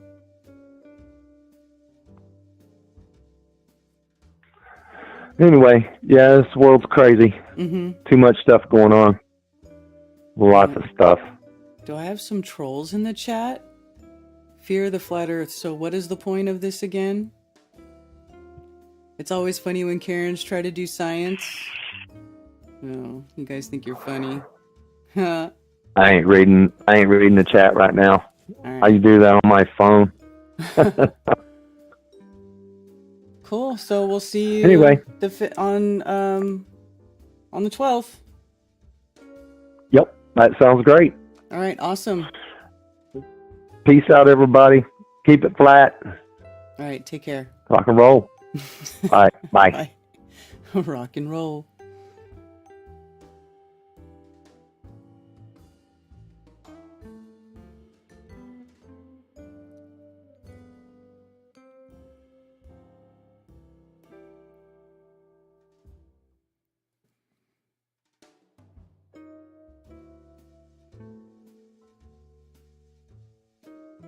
Planetary alignment, time-lapse moon, Jupiter and Venus. Yeah, align on zodiac. I did see that.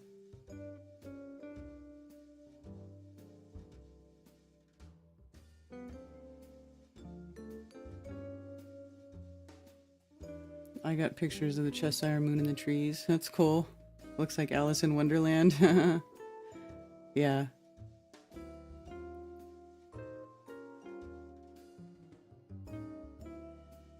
Can we see the pic? I showed it to you. Did you see it? Or which pic you talking about? Term limits for Congress, maximum up to 8 years. This will fix the system. I agree. Term limits would probably be a huge improvement.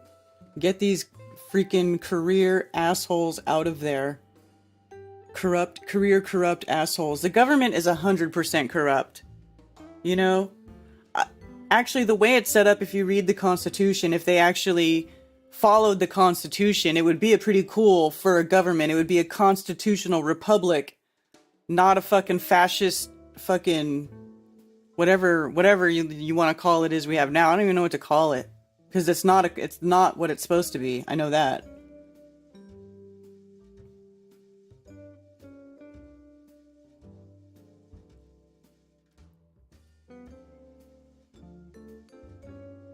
I don't think Venus has a moon. Hi, Shelley.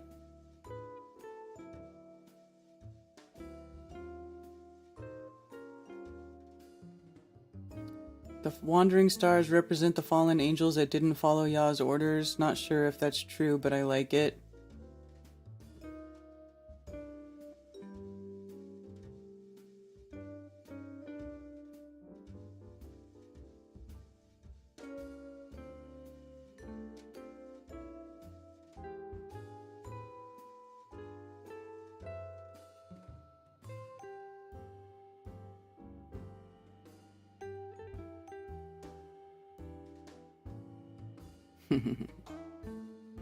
We're just not interested in your garbage.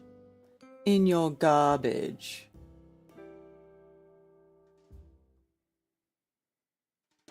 Socialist nation, corporations and government got married. Yeah.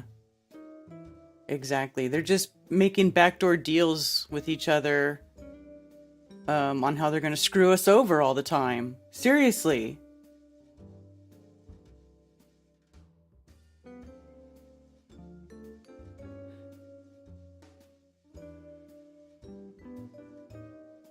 Thanks, comrade. Love your shows. Thank you. Thanks for being here. America has been taken over by corporations who have 100% control of the so-called elected officials and the media. Yeah.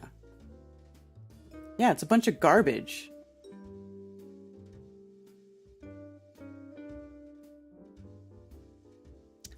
Hi, Fezook Films. Good morning. Well, now it's afternoon. Or are you on the West Coast? I think you guys are supposed to be over there. Are you guys over there with Mark? I think Mark told me you guys were going to go out the last time we had a show. Maybe you've already done it. Should have happened. I don't know.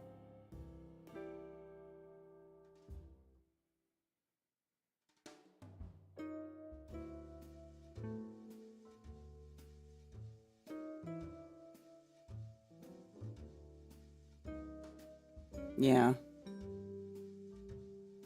Does anybody else want to call in? 848-222-2480. Anything else you want to talk about? I could wrap it up. Yeah, Temecula. Hey, Temecula. I used to live in San Diego.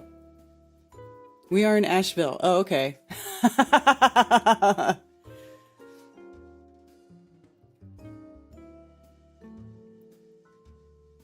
Yeah, 10 a.m. Pacific. Still early over there.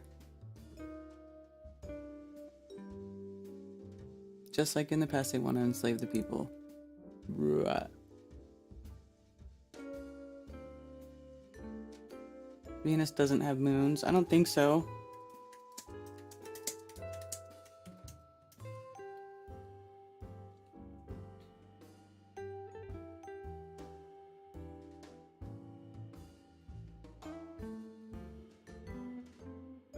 Look at their fancy... This is a new website that's popping up here when you search the planets. They have really made a new fancy website to really get you to intimately know each and every planet here in our humble little solar system.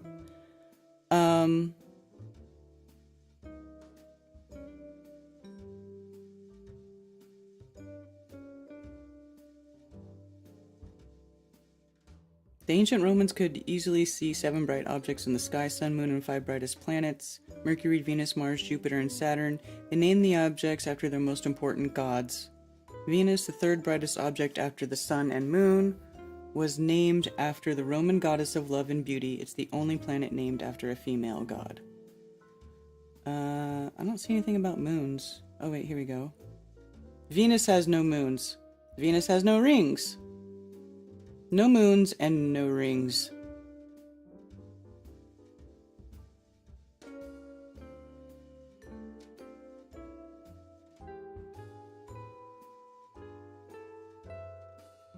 If we could slice Venus and Earth in half, pole to pole, and place them side by side, they would look remarkably similar. Each planet has an iron core enveloped by a hot rock mantle. The thinnest of skins forms a rocky exterior crust. On both planets, this skin changes form and sometimes erupts into volcanoes in response to the ebb and flow of heat and pressure deep beneath. Whatever. This is how they assume the distance to the sun. They saw Venus transit the sun. Just in case anybody wants to know, in case any, if you want to debate any of your globy friends, ask them how we know the distance to the sun. None of them know the answer. Nobody knows the answer. Everybody who thinks that the Earth revolves around the sun has no idea how we even came up with the distance to the sun. The answer is that somebody observed Venus, or what they call Venus, transiting the disk of the sun, and they assumed, by making the assumption that Earth is the same size as Venus, they then use those numbers to extrapolate the size and distances of the sun and every other planet from there on. Okay, that's how they made up their bullshit. Because there's no frame of reference with the lights in the sky. There's no way to actually physically measure the size and shape and makeup of anything we see in the sky. All we can do with the sky is observe.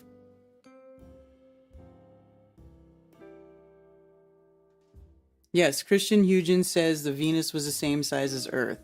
Exactly. It's based on an assumption.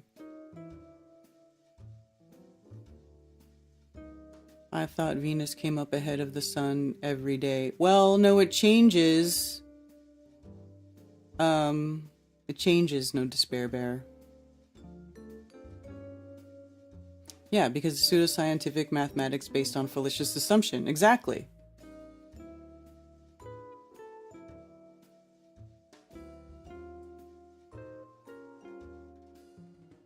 I think it's funny how you guys just say a sentence that's supposed to be degrading and it's not, and then put a laughy face like that's some sort of insult. You guys are retarded. Like, literally retarded. You're retards.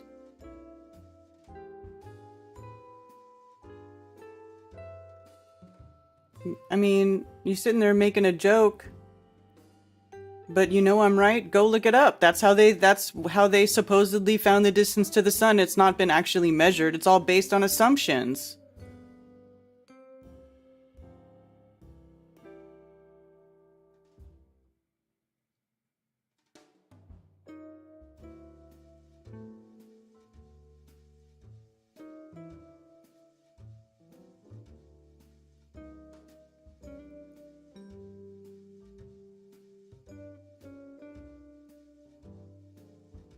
And you know what, too? I used to look up the definition of retard because it would just say slowing or slow in development or growth. I don't even know if it would say development or growth. It would just say slow, a slowing. And now they literally put the definition to mean a disabled person. So by them doing that, they are adding the dogmatic meaning to that word and putting it into consciousness. So now if you say retard when you're talking about somebody who's actually being retarded, which whenever I say something is retarded or somebody is retarded, it's because they are a fully functioning normal adult without any physical disability and have no reason to be thinking or doing the incredibly stupid shit that they do. That's retarded. I don't ever use the word retarded to describe a disabled person or a handicapped person or somebody with an actual legitimate disability, because that's messed up, right? You don't rip on people for things they can't control. But if you're a normal functioning adult and you don't have any disabilities and you still choose of your own free will to do and say stupid, ridiculous, dumb things, then you're retarded. That's a good, proper use of the word. And I don't buy any of this fucking R word shit. Like, why would anybody say the R word? Just say retarded. It's stupid.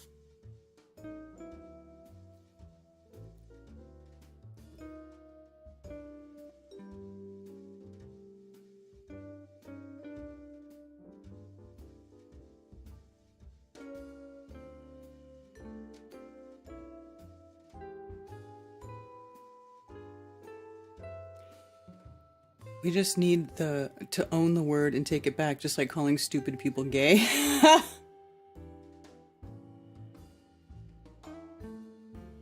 Look at everybody who's putting retarded in their chat. It's YouTube wants to hold your comment. We have to approve them.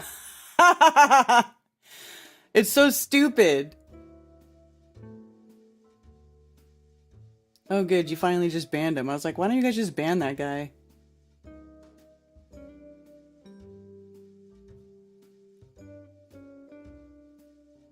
Retarded.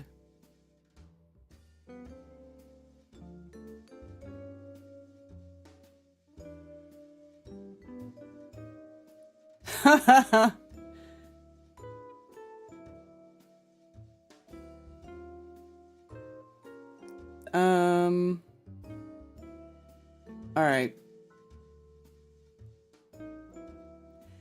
All right, you guys. I guess I'm going to wrap it up because now we're just saying silly stuff and it is after 1 p.m.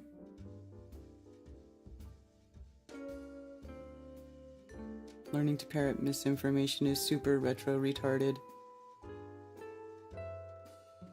Retarded. Yeah, it's so funny. YouTube is blocking all the retards.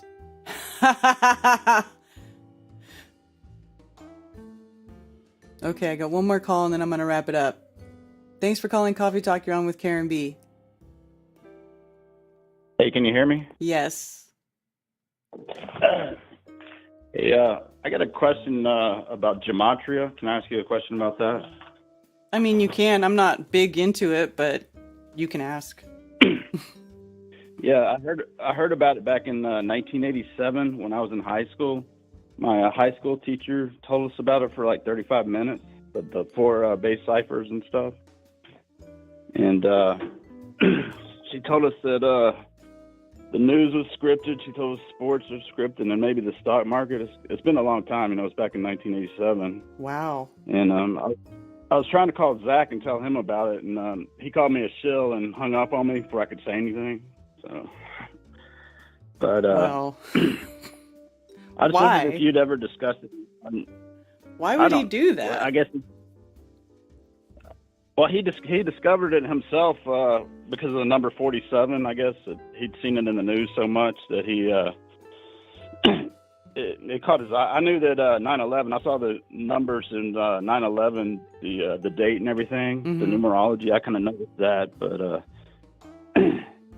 I've been listening to him for a while. But he's got a couple books out on it that they're actually kind of pretty good. His books are pretty good, but he rants on a lot of people. Like he rants on the flat earthers. And, I know he hates flat Earth. I know. Yeah, well, yeah. I guess he thinks the Earth's still a spinning ball. I don't know what he thinks exactly, but anyway. I ate lunch with Mark Sargent with my wife back in February of 2020. Oh, really? Cool. Yeah, we actually flew up to Washington State because my wife wanted to go there, and we were supposed to meet Zach Hubbard, who I was going to just drive up to his house. That I guess he had a Cadillac Escalade drive through his house, and I knew where his address was. I was going to go up and meet him, but he had moved like 2 or 3 hours to the east. So plan B was to call Mark Sargent because I had his number also. So I actually got in touch with Mark, and I actually got to eat lunch with him near Whidbey Island. He took the ferry across, and we ate lunch. Wow, he took the ferry?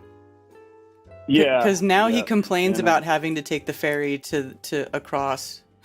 Yeah, I was born in the summer of '69, so I was high school class of '87. And Mark was 85, high school class of 85. He was the class president of 85. Mm-hmm. But, yeah, I got to meet him. And he's got that meetup. I live in Vegas. and he's got a meetup coming up. I'm gonna try to go to if I don't have to work. But Yeah, that's on the 18th in Sunset Beach. yeah, it's about 4.5 hours from my house. But Yeah. I'm gonna try to go to that. Yeah, you should. But, That's cool. Well, you know, it's probably good that you met Mark instead of Zach that day, especially since Zach, you said he called you a shill. Well, He's not a nice he thought person. about it for like 2 or 3. He thought about it for like 2 seconds. What I was telling him, I learned it in high school before I could say anything. And then he said, "Oh, you're just a shill or whatever," and just hung up on me. And So what is he trying to say, that he made up the whole thing about gematria, or? I guess this is 1987's before computers, you know. And, right, I get it, but I don't understand why Zach would call you a shill for saying that. Well, I'm trying to they didn't understand have- his. They didn't have the gematria calculator back then. You had to work it out by hand. But I've been watching Zach for the whole time he's been on. Also, I kind of like Zach too, even though he has a bad temper, and I think he's still a good guy. But I don't know about his sports picks. I don't know if I would put money into that or not. what he says about the news is actually pretty accurate, though. His books are actually pretty good. They're free. His books are free online, but electronically they're free. Okay. I don't know if you've ever looked at his books or not. But. No, I didn't, because I did listen to him for a little while, but I kind of quit pretty early on because he debated Jaron and he was shitting all over Flat Earth.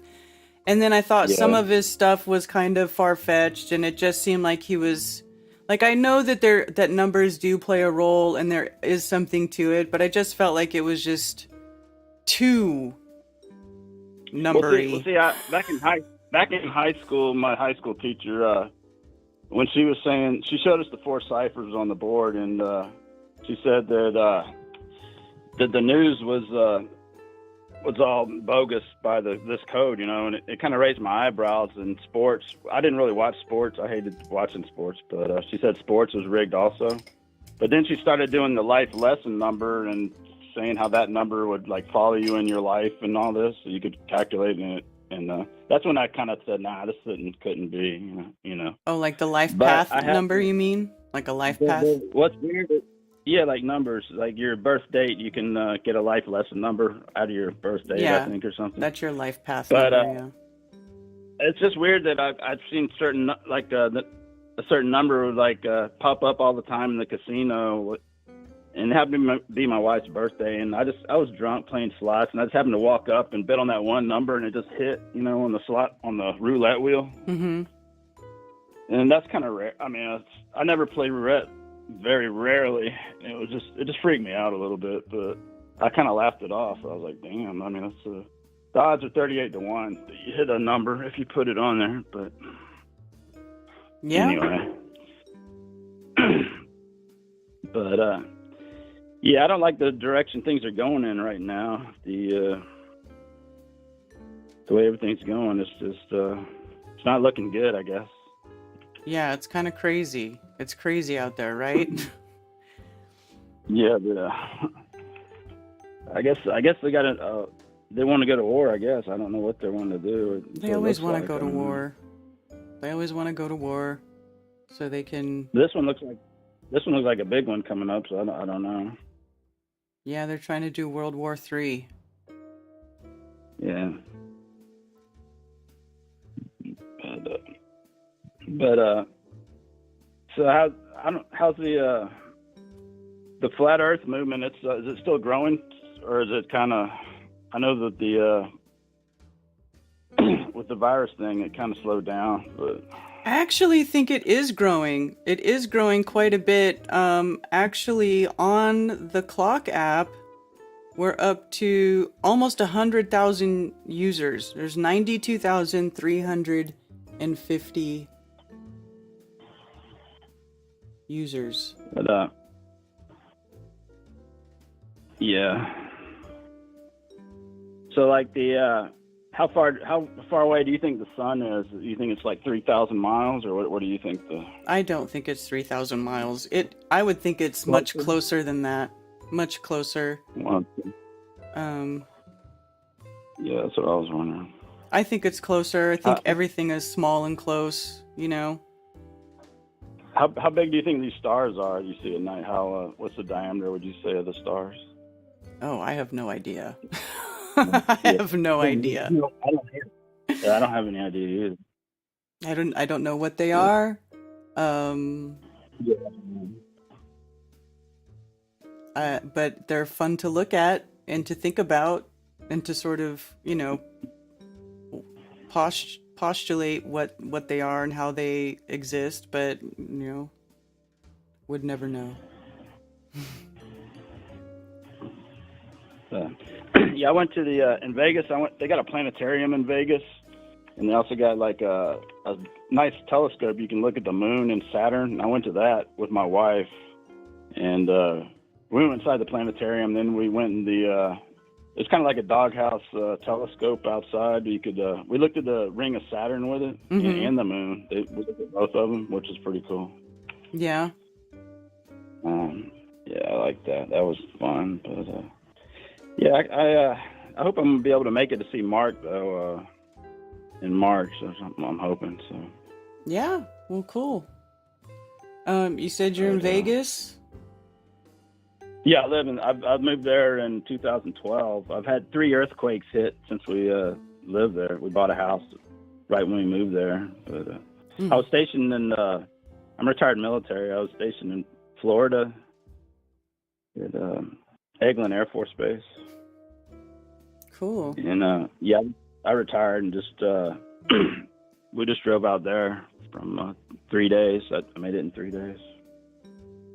Right on. But, well, there may be a big event at the end of the year in Las Vegas in October for Flat Earth. So I was wondering because I was happy they were going to have a big event and Flat Earth in Vegas, but it got canceled.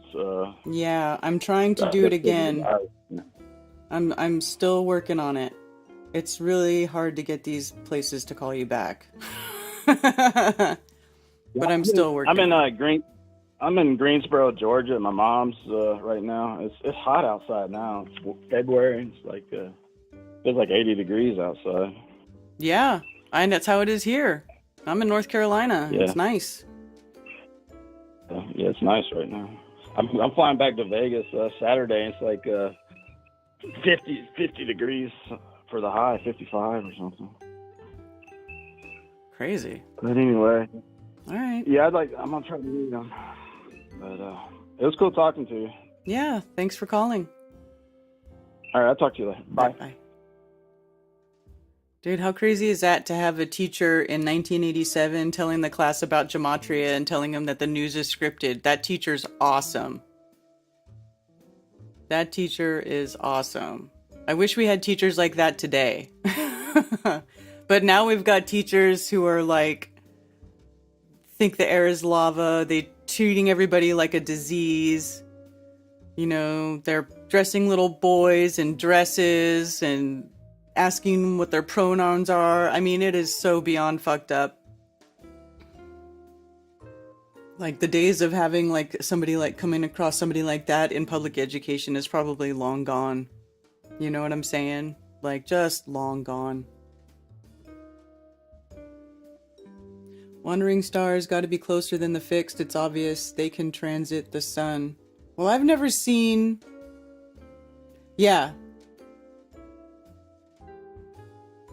That's what it seems to be, right? Like the wandering stars and then the sun and the moon. Well, the wandering stars go around the sun.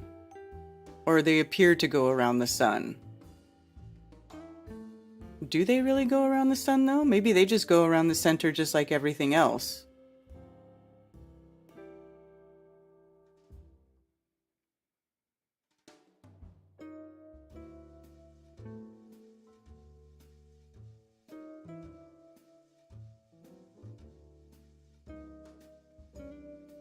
You can have your ego or you can have enlightenment. You cannot have both.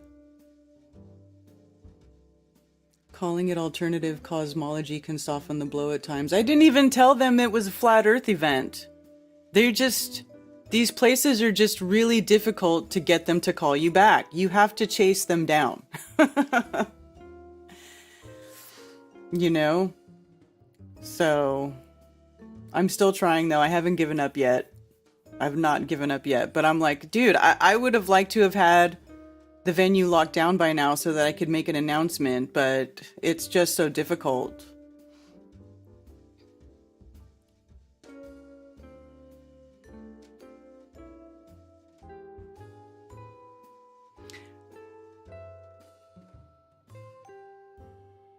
If a flat earther can call me a flat earther, the rest of y'all better shut up. I'm a flat earther. I'm a flat earther. You know, I had the idea to use the true earth thing years ago. I was telling Ted this last night, that I even went as far as to create a business name. Like I was like doing documents with True Earth, and I was going to start using True Earth instead of Flat Earth, because I thought, well, it is the True Earth, right? And it's not as triggering as Flat Earth. But,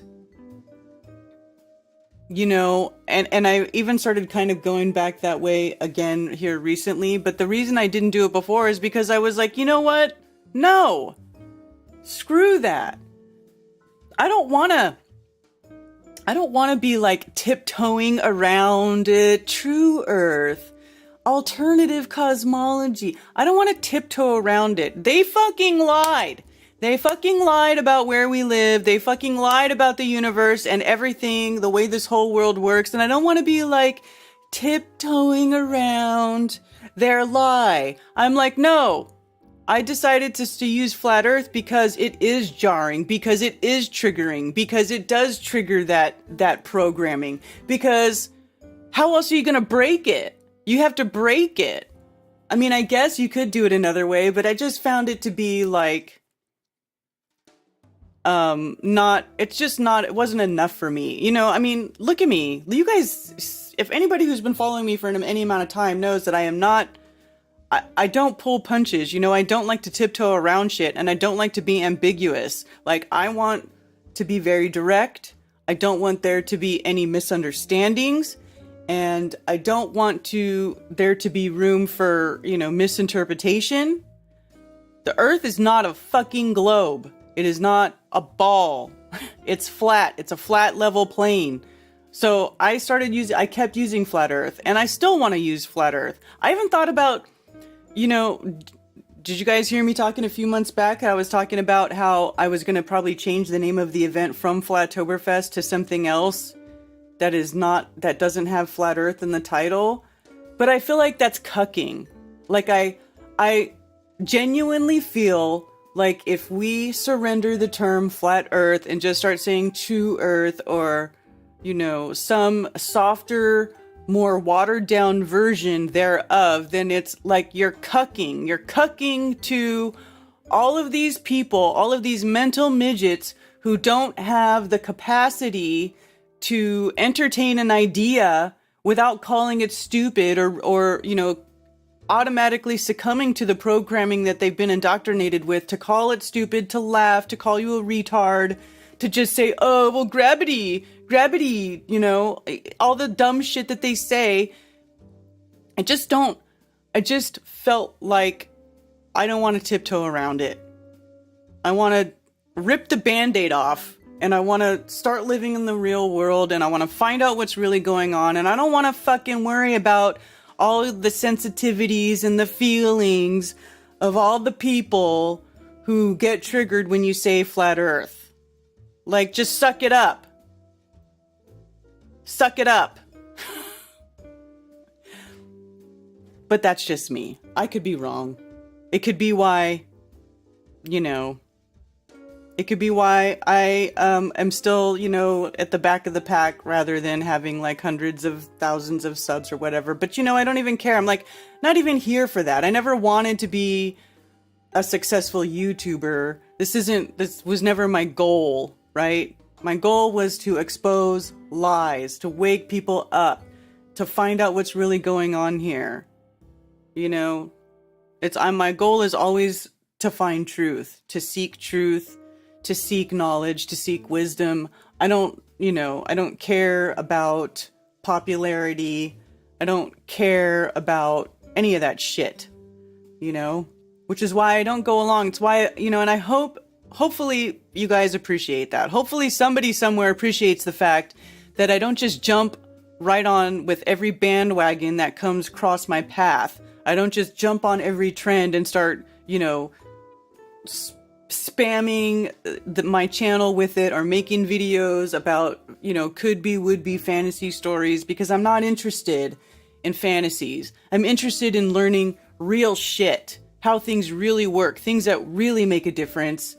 And I'm not interested in, you know, stroking anybody's ego or making anybody feel better by saying alternative cosmology or, you know, not that I'm not, you know, you guys, everybody can use whatever term they want to use. I just don't think it's necessary. Earth is fucking flat.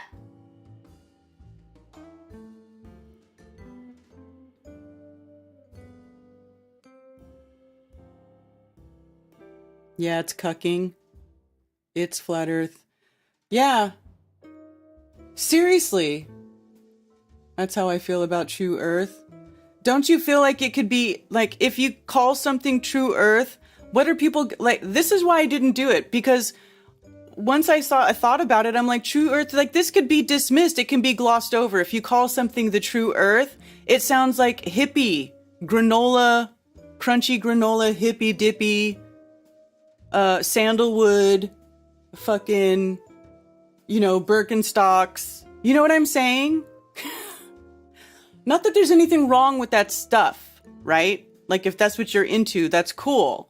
But that's what I think of when I hear True Earth. Like, I feel like it's too ambiguous and it can be dismissed and completely looked over and not looked at, right? But if something says flat Earth, immediately people will be doing a double take, like, what?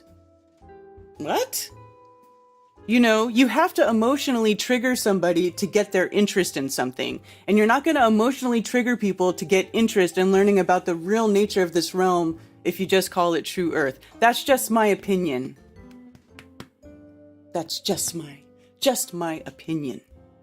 So even though on Monday I was ranting about being embarrassed that other people who say ridiculous shit that I don't agree with aligning themselves with flat Earth, I'm still going to use that term, and I'm still going to say what I think needs to be said. And that's all I can do is walk in the light and walk in what I believe to be truth. That's all I can do. I can't control what anybody else does. I can't control what anybody else says. And, you know, it's pointless to even try. All I can do is tell my side of the story. And hopefully incorporate some of you and your stories, you know, which is why I like to take your calls. And I'm so glad that you all join me on Mondays. And of course, no, today's not Monday, today's Friday, but I appreciate you all being here and contributing to the chat and to the conversation. And, you know, for having a love of truth, because that's what this is all about. It's about having a love of truth and wanting to learn truth and share truth and improve lives. Hippie guru garbage.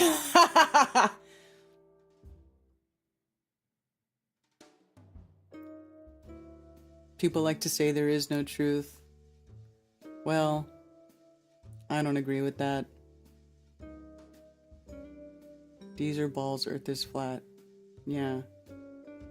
You know what I'm saying? Cheers, Shelly. Carl. Smart Earth. Yeah. Press 1 if you appreciate Karen. Oh, Reed, thank you. I appreciate you guys. I really, really, really, really do. I really do. Because, like, sometimes, you know, I get really, I know, ranty and angry and blah, blah, blah. Looks like Alex Stein sold out. Yeah.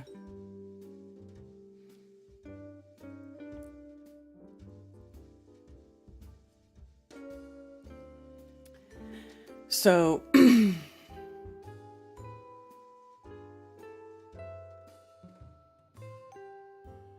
Rather be a truther than a dang liar.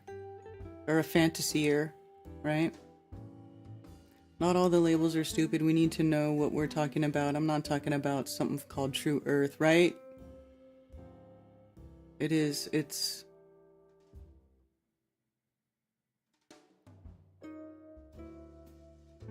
And they still live on a ball.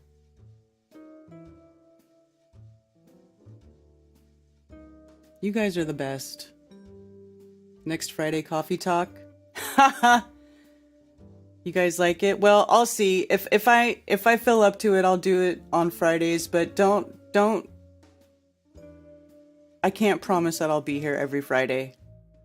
But I do love the format of this show. I like that it's like a conversation, and I get ranty too. That's why I don't stream too angry to stream. Did you see me last Monday? Oh my gosh. I was like apologizing at the end. You know, it is what it is.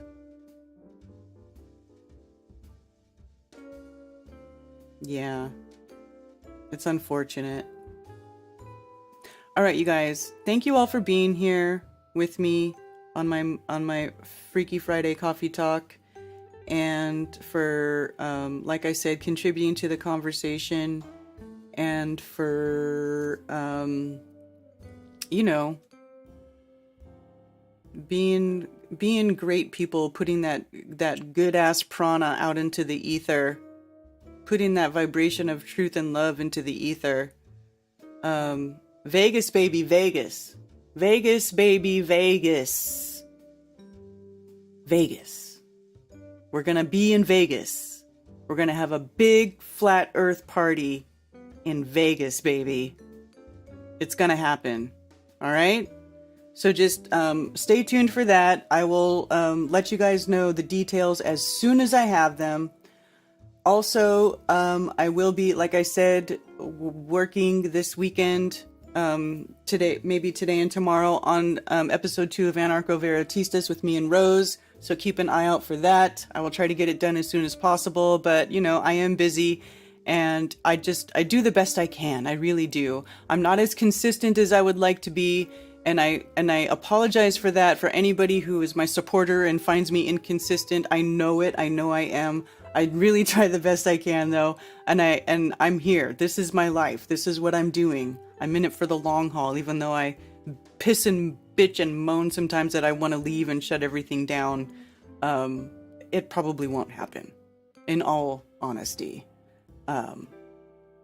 So with that,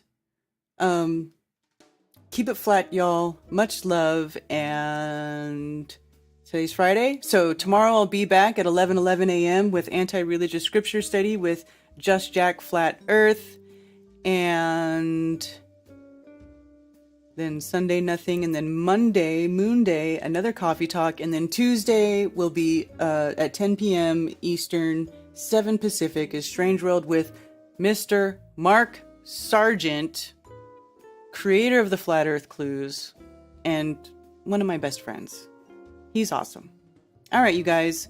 All right. Have a great, strengthened peace. And for those who wish to send me stuff through snail mail, you can send it to P.O. Box 10, Earl, North Carolina, 28038. There are also links below for Flat Earth merch, and you can send me donations. And I do appreciate all the support. Sincerely, thank you very much. Also, please go to flatearthfestivals.com for all information about upcoming Flattoberfests and Flat Earth-friendly local meetups. If you are organizing a local Flat Earth meetup, email me at flatearthfestivals@protonmail.com with your meetup information to have it listed on the website for free. For everything else, you can email me at karenbfe@protonmail.com. Thank you for being here.